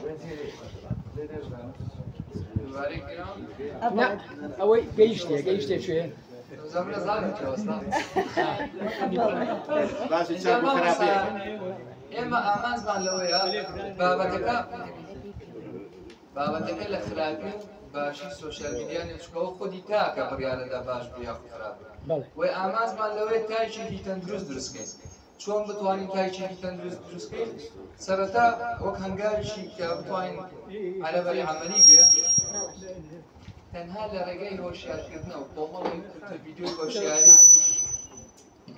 بەدەستیەوە بگرە کۆمەڵێ کورتە ڤیدیۆی هۆشیاری دەرباری بەکارهێنانی سوشیال میدیا ئەگە بمانوێن و بابەتی ئیشکەین چکە خۆی بۆ خۆی بابەتێکی گرینگە سوشیال میدیا دووریەکانی نزیک کردوتەوە و ئەتوانی چ وەک نەتەوە چ وەک پەیام لە ڕێگەی سوشیال میدیا بە هەموو جیهانە بیگەینی بەڵام گرینگەوە ئێمە بتوانین تایشی دروستکەین ئەوەش هەر لە ڕێگەی خودی سوشیال میدیاوە لە ڕێگەی کۆڕ و سیمیناراتەوە لە ڕێگەی کورتە ڤیدیۆی پەیامدارەوە لە ڕێگەی کۆمەڵێک هەوڵدانێکی زۆر یعنی دروستکردنی کۆمەڵێک ڤیدیۆی زۆر و یارمەتی دەربێت تۆڕە کۆمەڵایەتەکان بڵاو بێتەوە چ ڕێکەیتەوە تخوا حەبیب گیان ئەوە لەو ڕێگەیەوە توانین لە ئێستادا سوود لێ بگەین زۆر سپاس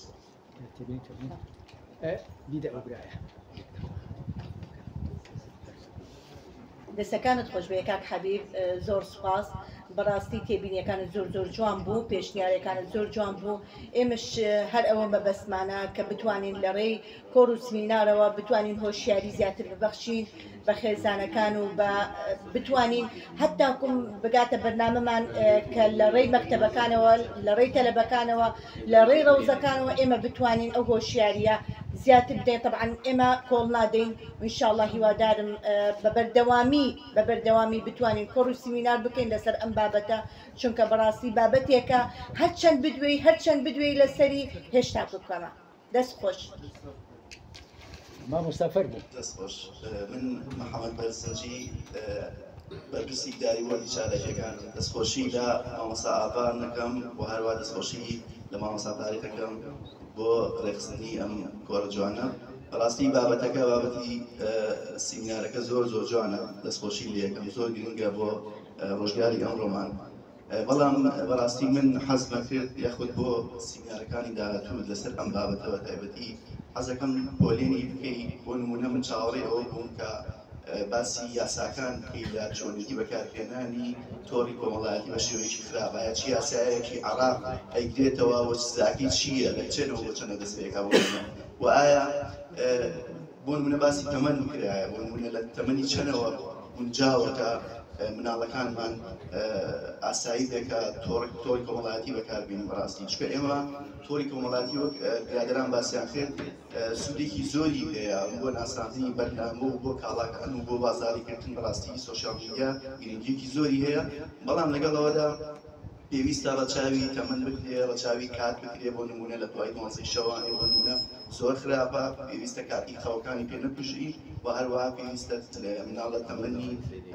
یاسایی خوارتەمەنی یاسایی بەکار نهێنرێ و کاتە پێویستەکان بەگشتی بەڕاستی یان پێم خۆش بوو پۆلێنێکی جوان بکرایە زۆر ئاساییە کە یەکەم جارتە نووسراوی هەبووە پۆلێن بکردا و پێشم خۆش بوو داتایەکمان هەبووە بۆ نمونە لە ساڵی ڕابردووە لە مانگی ڕابردووە چەند کەس دەستگیر کراوە لە خراپ بەکارهێنانی تۆڕی کۆمەڵایەتی ئەو بۆ ئێمە زۆر گرنگە بۆی بەوانە بەڕاستی و پێشم خۆشە ئەم سیمینارانە زیاتر لە ناوەندەکانی خوێندنە پێشکەش کرێ بۆ ئەوی بە تایبەتی چینی خوێندکارمان لێ سوودمەند سپاس بە حەقەت تێبینیەکانی جەنابێت جوان بوون مامۆستا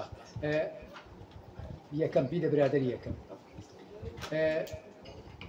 مامۆستا لەگەڵ تەواوی تێبینیەکانتان ینی سەرنجەکانت جوانە بەس خۆی وەکو توێژینەوە وەکو دیاردە کەوتۆتە ناو کۆمەڵگاکە بە شێوەیەکی زۆر بەربڵاوەتەوە هەر نمونێ بۆ جەنابێت بێنم لە شارە جمهوری کاتی خۆی پێم وایە 4 کتێبخانە هەبوو وە نیە مامۆستا لە شارە جمهوری لە سینەما سەلاحەدینەوە تا ئەگەیشت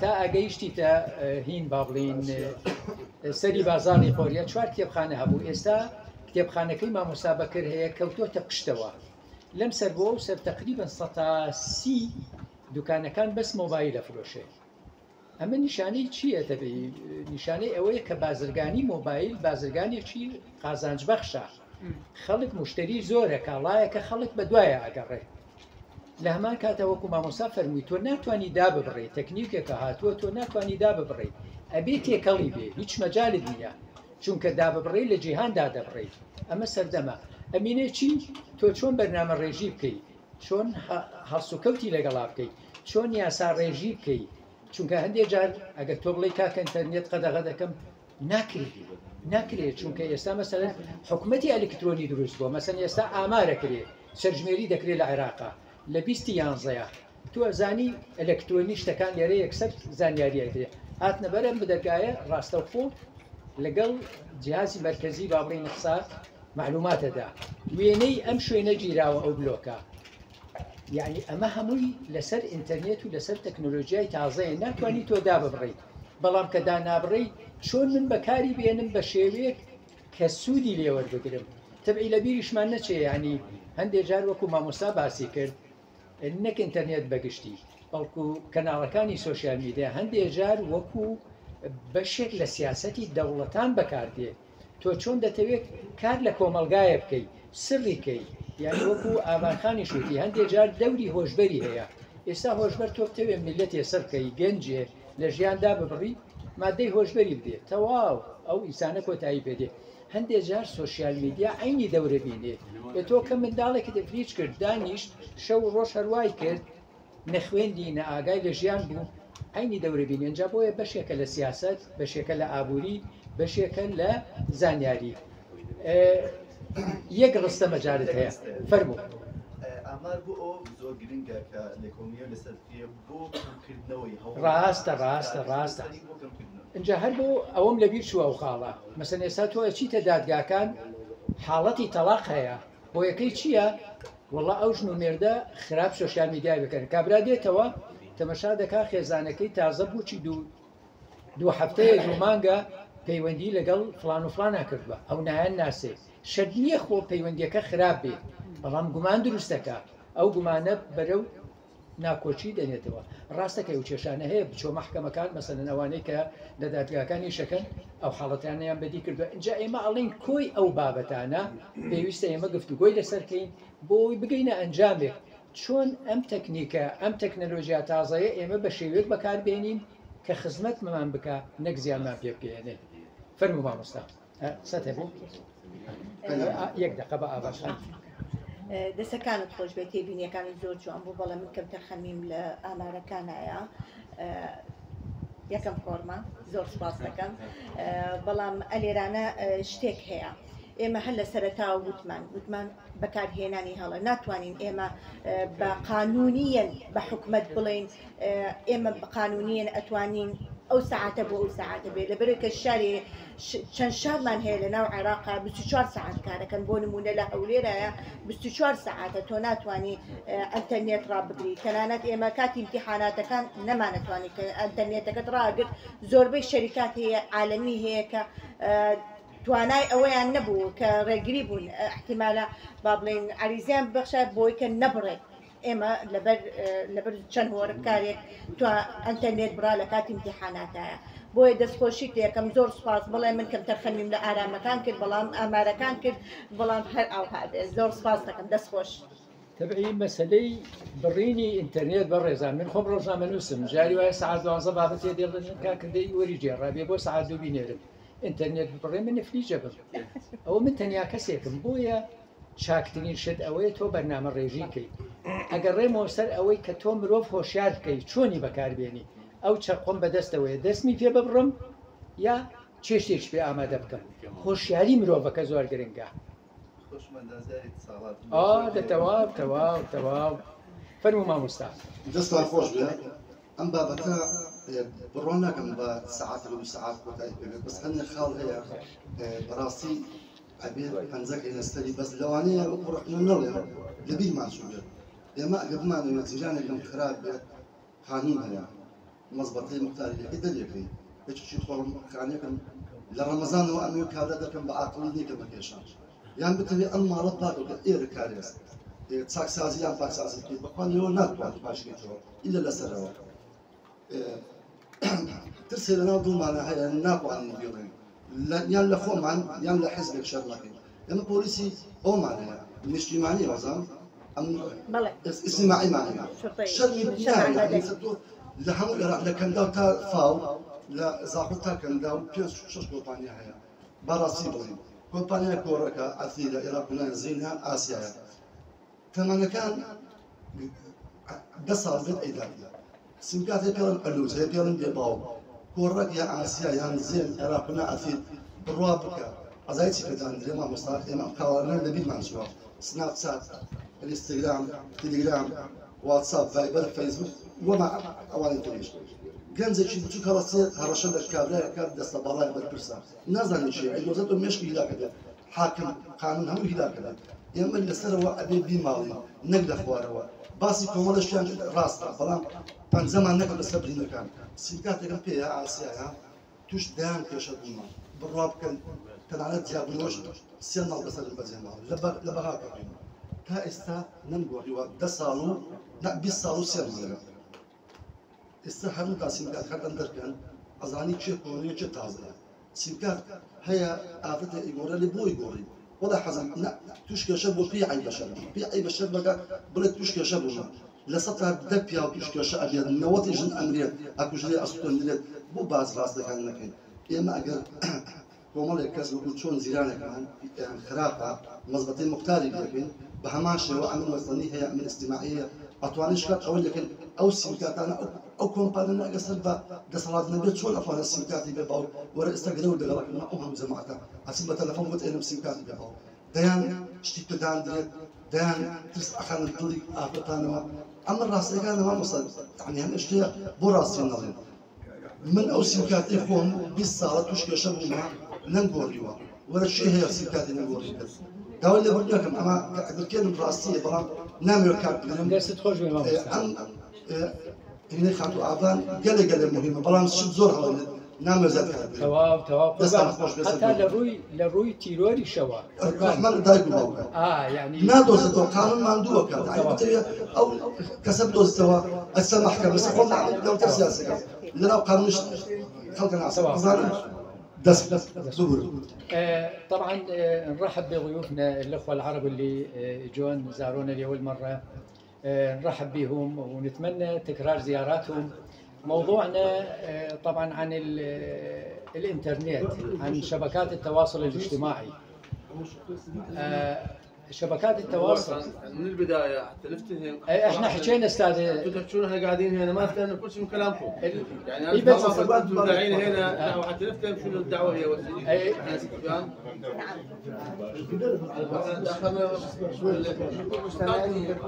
استاذ شوي لو تقرب المايك. نعم قرب المايك حتى احنا المفروض السلام عليكم. عليكم السلام. اشكرك.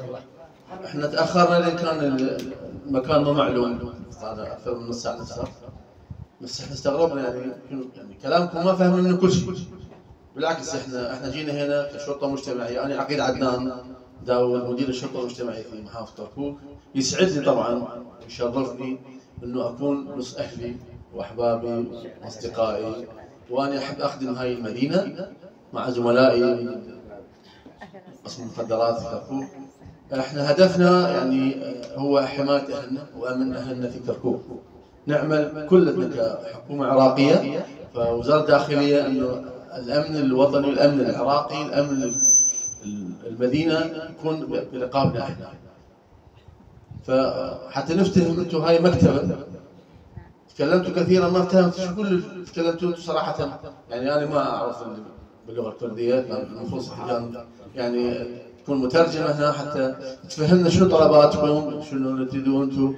احنا الشرطه المجتمعيه في محافظه كركوك نعمل على الاندماج الاسري، السلم المجتمعي، سلامه المجتمع، لا سمح الله اي مشكله اسريه مجتمعيه. احنا من خلال وزاره الداخليه الخط الساخن اللي هو يحمل 497 خط مجاني ويعمل على مدار الساعه لحل المشاكل الاسريه.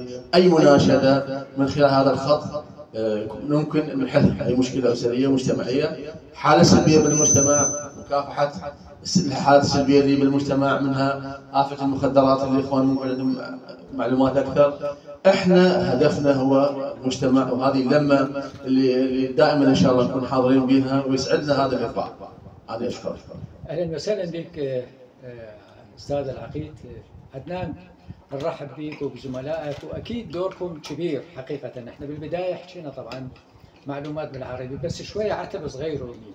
ليش احنا نعرف عربي؟ ليش حضرتك ما تتعلم كردي؟ هذا هم عتب. خلق ليرني خلق تكريت. يعني تمام يعني لا بالعكس اكو بس ما تعلمنا. شويه اي نعم استاذ، ما تعلمنا. نعم استاذ. فنرجع لموضوعنا. استاذ توفيق كمثال جدك مره يقول زوجه واحده كرديه وبالكدي يلا ماكو احد هذه مولنا. فاستاذ احنا نرحب بكم. طبعا الشرطه المدنيه هذا الشرطه المجتمعيه اعتقد، والجمهوريه الثانيه، يعني بعد سقوط النظام السابق تاسست هاي المؤسسه 2008 في 2008.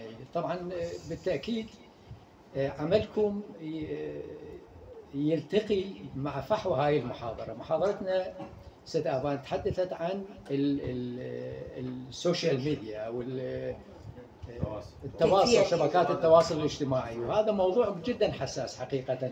الاستاذ يتحدث عن اسقاطات استخدام السيء او النتائج السلبيه لاستخدام شو اسمه وسائل التقنيات الحديثه، سواء الموبايل او الانترنت، يخلق مشاكل اجتماعيه كبيره حقيقه. وهاي انتم مهمتكم انتم كشرطه مجتمع مدني حقيقه. عملنا احنا هو متابعه هاي الحالات. هي طبعا هالجهاز جدا مهم، عنده ربط بالمسائل الاجتماعيه، يعني مهمتكم مو امنيه اكثر مما هي اجتماعيه. طبعا وجهاز مكافحه المخدرات، احنا قصر كركوك للثقافه عن طريق قصر الثقافه والفنون بكركوك زودناه بمجموعه من الكتب. قال عندهم ذول اللي متورطين بمساله المخدرات في مركز التاهيل. اي نعم، يعني عندهم برامج تاهيل، واعربنا دزينا لهم مجموعه من الكتب كهديه للمركز، وابدينا استعدادنا انه نقدم محاضرات هناك في سبيل توعيه الفرد، لان هذا ضحيه حقيقه. احنا هذا اللي يتورط بتناول المخدرات هذا مو مجرم، هذا ضحيه حقيقه. احنا لازم ننقذه من الورطه اللي واقع فيها، لان هذا ما مسوي جريمه. اذا مسوي جريمه مجرم بحق نفسه، مرت نفسه في استخدام تناول المخدرات. حقيقه المجتمعات الحديثه ورثت هيك مسائل. سابقا مجتمعنا كان مجتمع تقليدي ومغلق. العراق كان اشبه ما يكون في صندوق مغلق. العراق كان سلام، يعني بمثابة أنه البلد كان داخل صندوق مغلق. لكن بعد 2003 المجتمع انفتح. هذا الانفتاح ترك آثار كبيرة. يعني احنا تدري الفضائيات ما كانت موجودة عندنا، الانترنت ما كان موجود.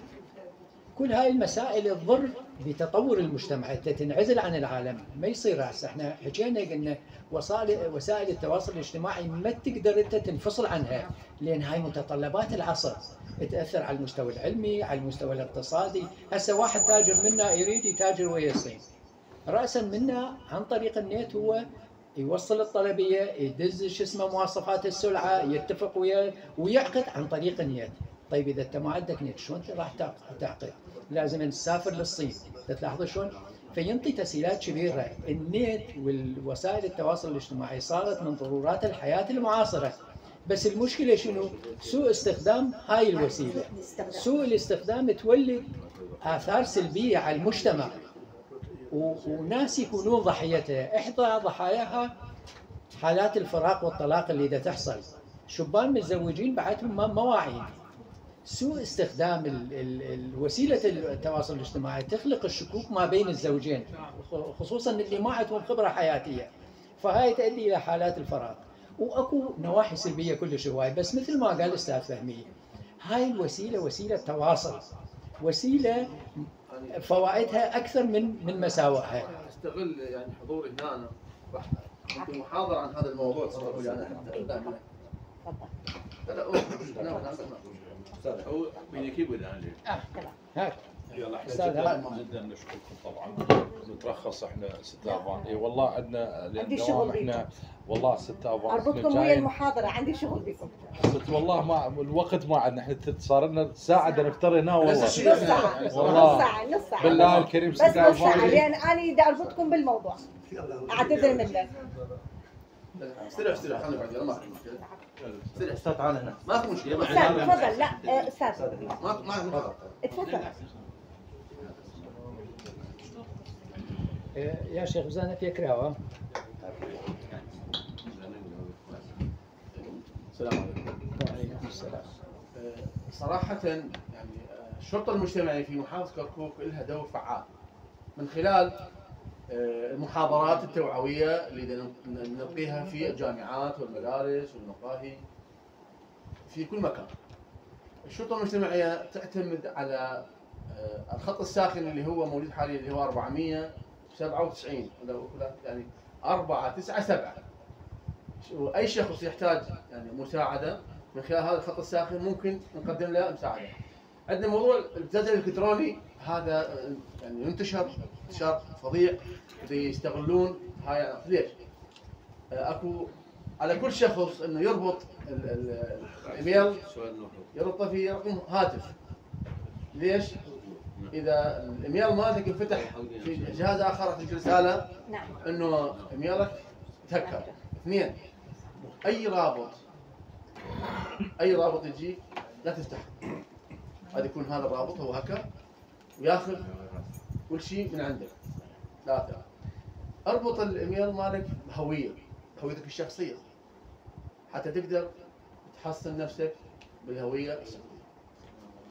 الانسان ابتز لا تتعامل معه دائما. اكو عندك خطوط ساخنه ممكن تتصل بها. نستعين احنا عندنا تواصل مع قوس صغير سم كارت فلوس شلون سكيت مبرق عندك احنا عندنا شيء ما هذا شغلتنا احنا عندنا تنسيق ويا الامن الوطني نعرف المكان وين واحنا نجيبه.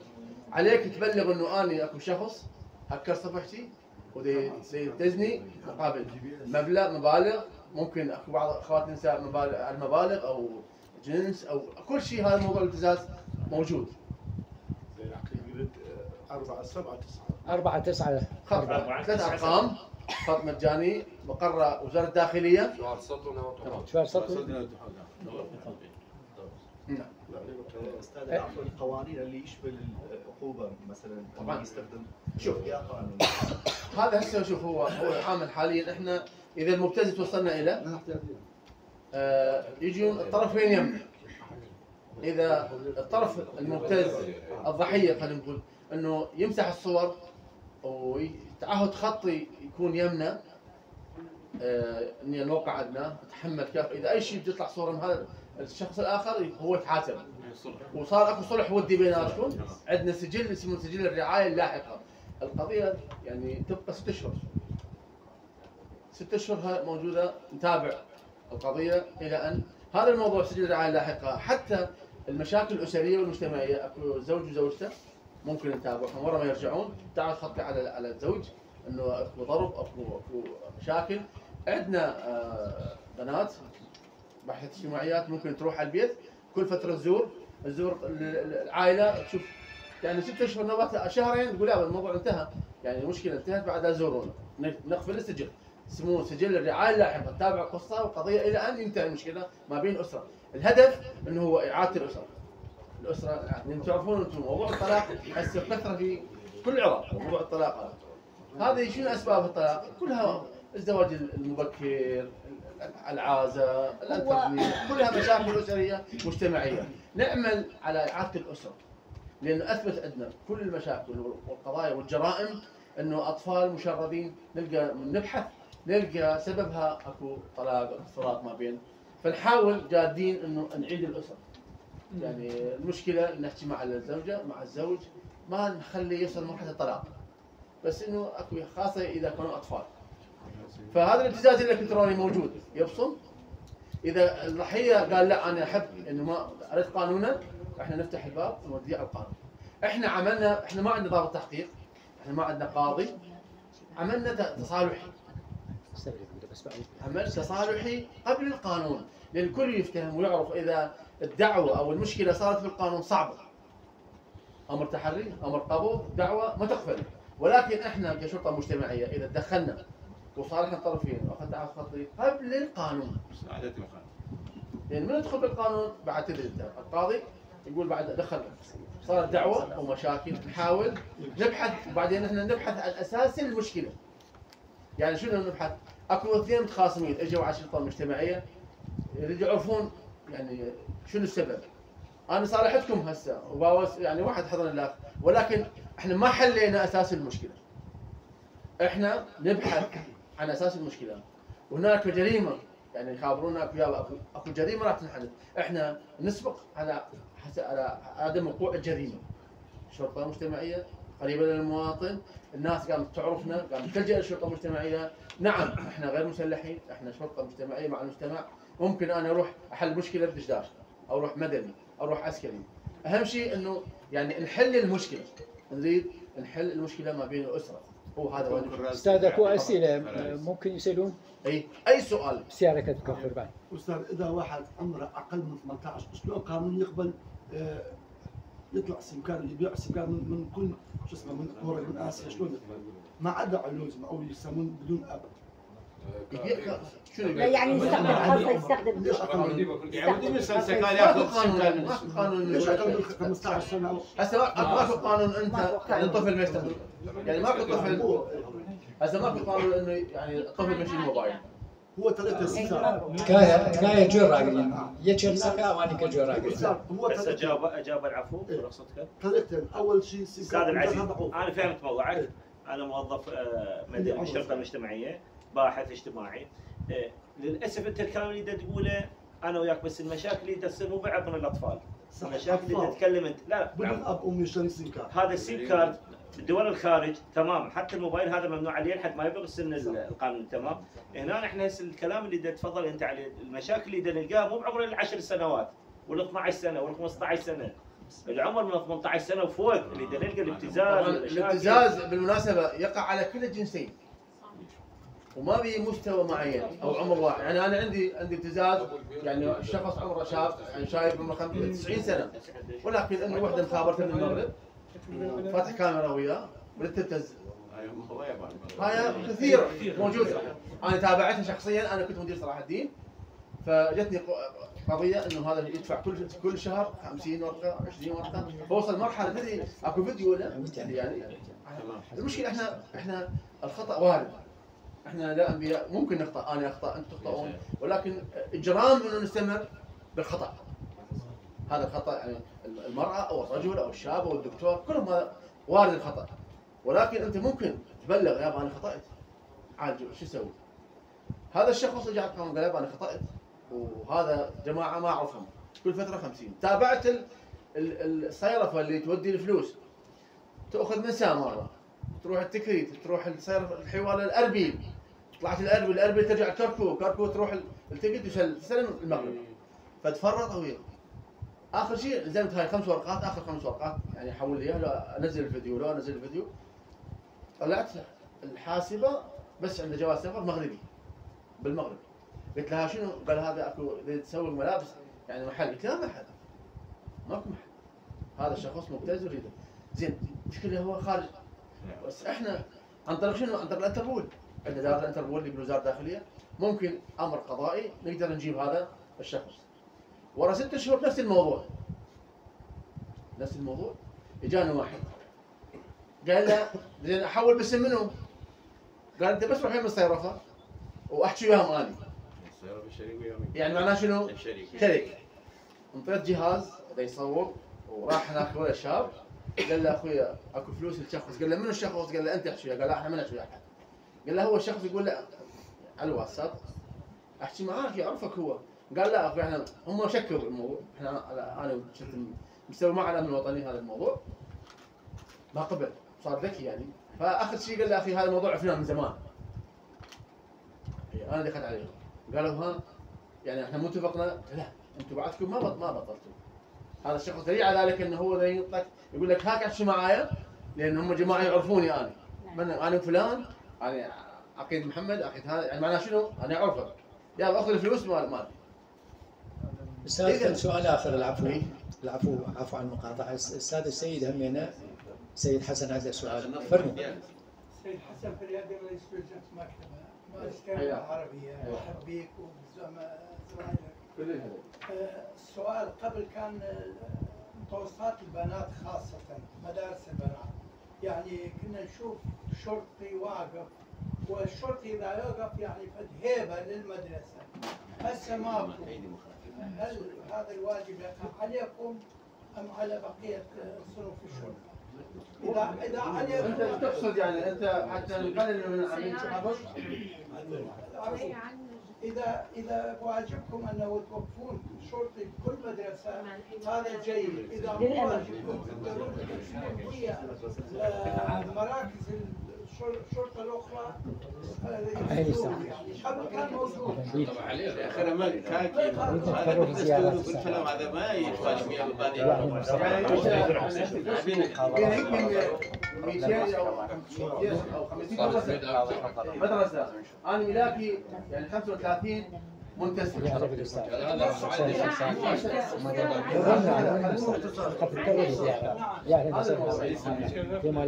أكو مدرسة تعرض إلى التحرش هواية مدارس يستعملوا بشروط مجتمعية يقول يا أنا أخذ الطالبات أو الطلاب الساعة 12:30 تصير عندنا حالات تحرش شباب في كل مكان هذا موجود. أنا شو نسوي؟ أنا خابر قاطع القريب على المدرسة مثل نجدة أو فوج المرابطين عندنا.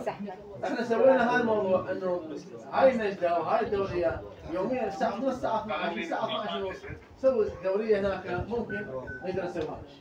شكرا للاستاذ السيد العقيد، شكرا لايضاحاتك، نورتنا. تفضل. احنا جاهزين كشرطة مجتمعية من خلال خط الساخن او حتى تليفوناتنا موجودة خاصة نقدر نستعين اي مناشدة اي مشكله اسريه مجتمعيه. حتى تجي يوم خاص تسوي لنا ندوه عن هاي انا استخدمون كراريس ممنونين. عندنا كراسات وصراحه احنا هي دزت لي اياها بس العتب على شنو؟ اقوله دعوه راح نرجع موضوع الكردي. دزت لي دعوه باللغه الكرديه بعدين ترجمتها هناك خابرتها قلت لها ست انت دازت لي اياها باللغه الكرديه. انا ما اعرف كردي. الله يخليك ايش قالت لي؟ قالت استاذ عدنان راح اترجم لك اياها ودزها وهي لحد الان ردت لي اياها. دزيت لك والله. هسه راح نطلع الواتساب ونشوف. انا راسا دزت لي بالعربي. شوفي انت صديقتك هاي دازت. شكرا للسيد العقيد. شكرا استاذ. تقايا وقت تواوب. لا خلي الوقت مفتوح.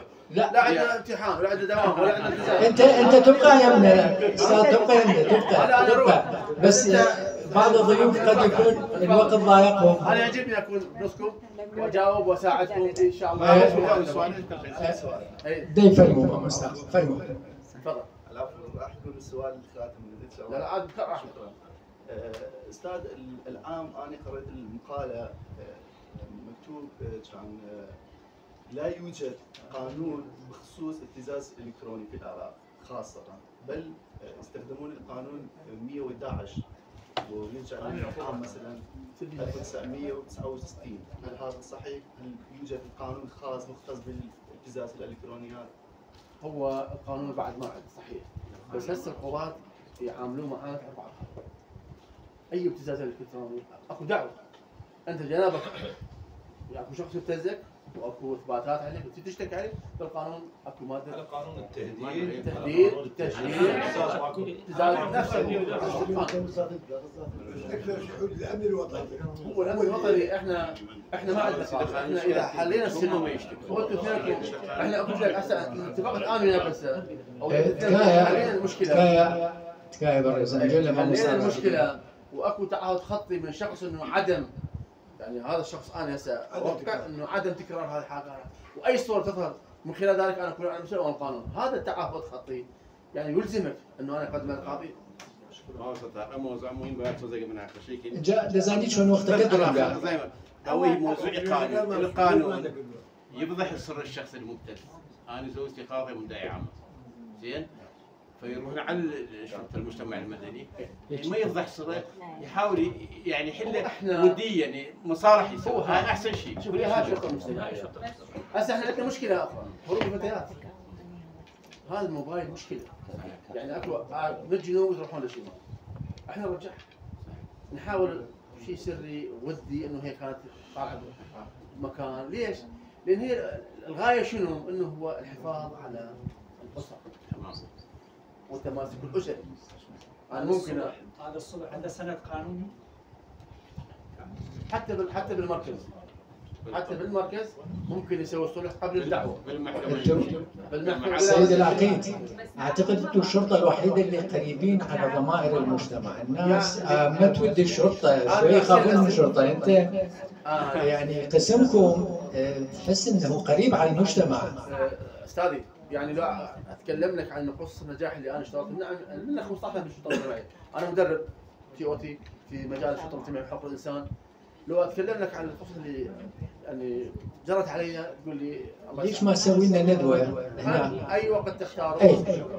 ناخذ تليفونك سوي لنا ندوه ان شاء الله بشكل مفصل لان المعلومات تقريبا ضروريه ومهمه. زور سباس بو همو لايك برقي بينا كمان معه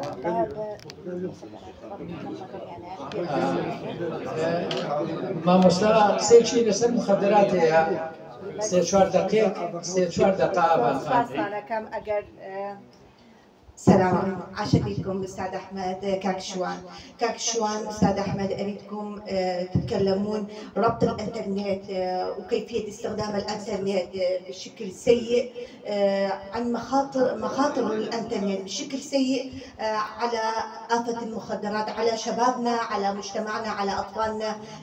اريدك بدون زحمه بس تكلمنا اذا كاكشوان بس تكلم شوي عنه.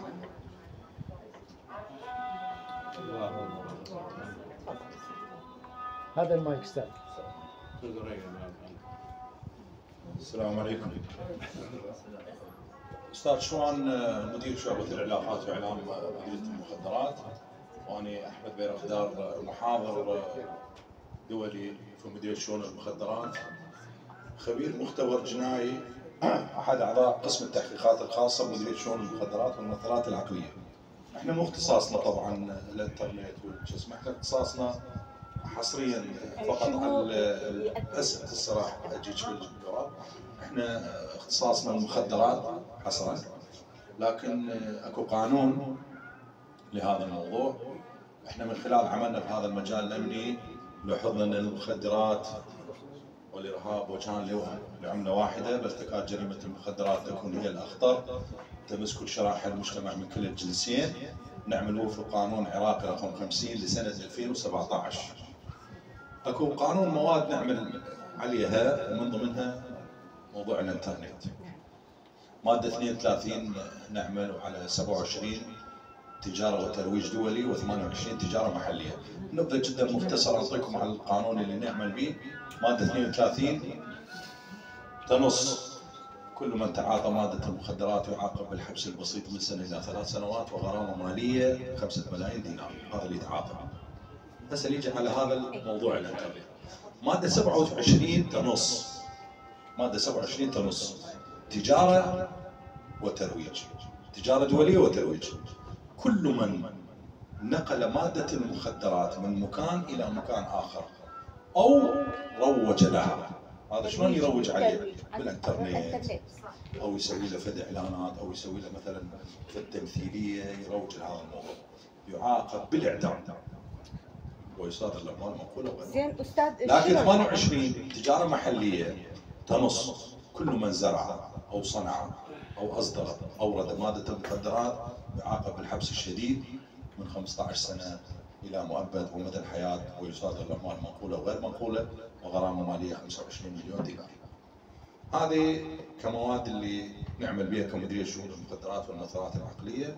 موضوع الانترنت هو الماده 27. احنا اي شخص يروج على موضوع المخدرات يروج عن طريق الانترنت يعاقب بالاعدام وعقوبته اكثر من التاجر، لان هو اللي يسوي له ترويج، يسوي له اعلانات، فيخلي ذول الشباب يصدقون هالاكاذيب اللي هم يخدعون بها ويقولوا لهم بان هذه كمنشط وكمنحف من هو هذا المقصود من خلال الانترنت، من خلال المواقع التواصل الاجتماعي.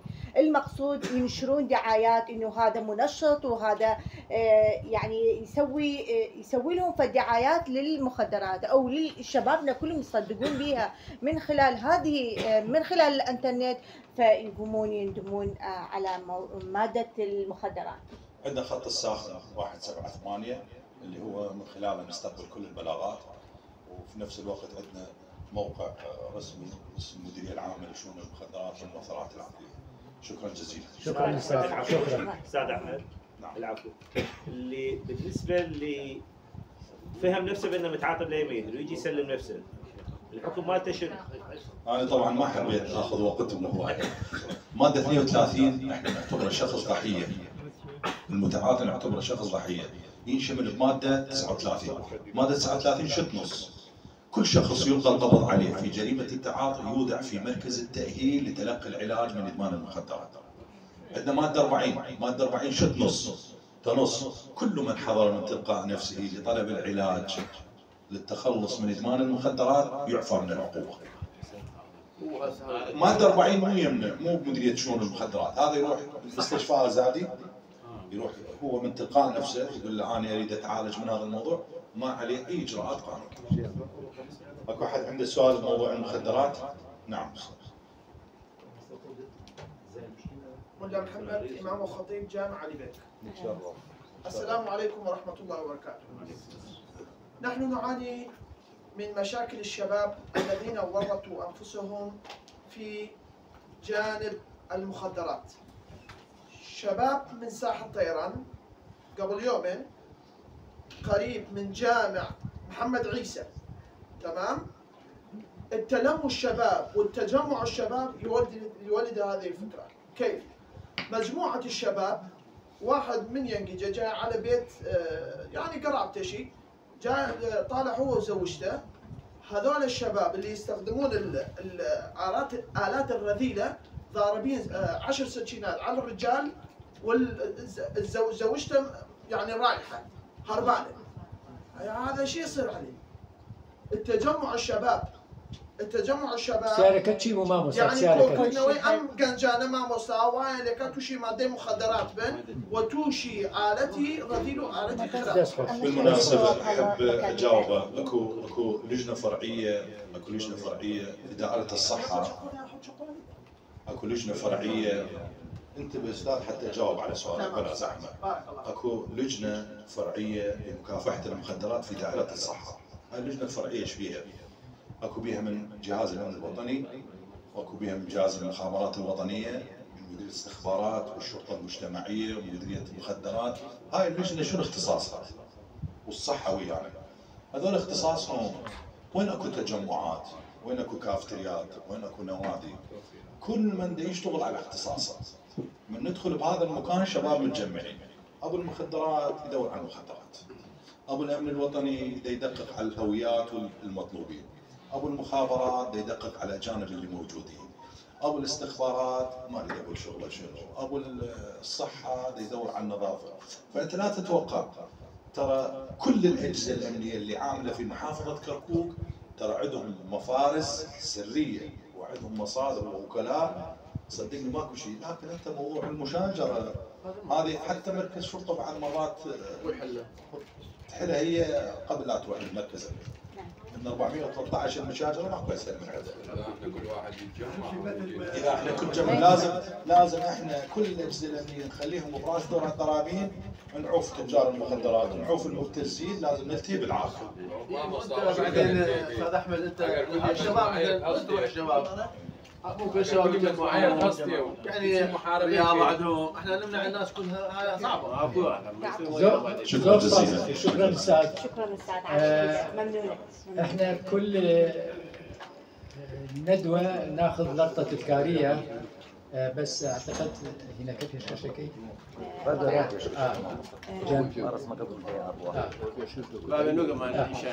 زور باشا بس ما وينك دقرين محاضرة فت شو اسمه هسه حبيت اشكر استاذ طارق على فتح المكتبة إنه بدون مقابل. شكرا له والكوادرة، ممنونة لحضراتكم، شرفتوني نورتوني وخليت الندوة النشاط مهمة وأكثر أهمية بالنسبة لنا. فعاشت إيدكم بس وتقديمكم دسو شاو خوشبه ماما صايقان فيروزة دسا كانت خوشبه زور سپاس دەکەم ماما صايقان دەسو چاو خۆش بێ زۆر سپاس دەکەم دەسو چاوتان خۆش بێ مەمنونی هەر هەمووتانن زۆر سپاستان دەکەم بە خێراتتان بس ناخذ الصورة جماعية.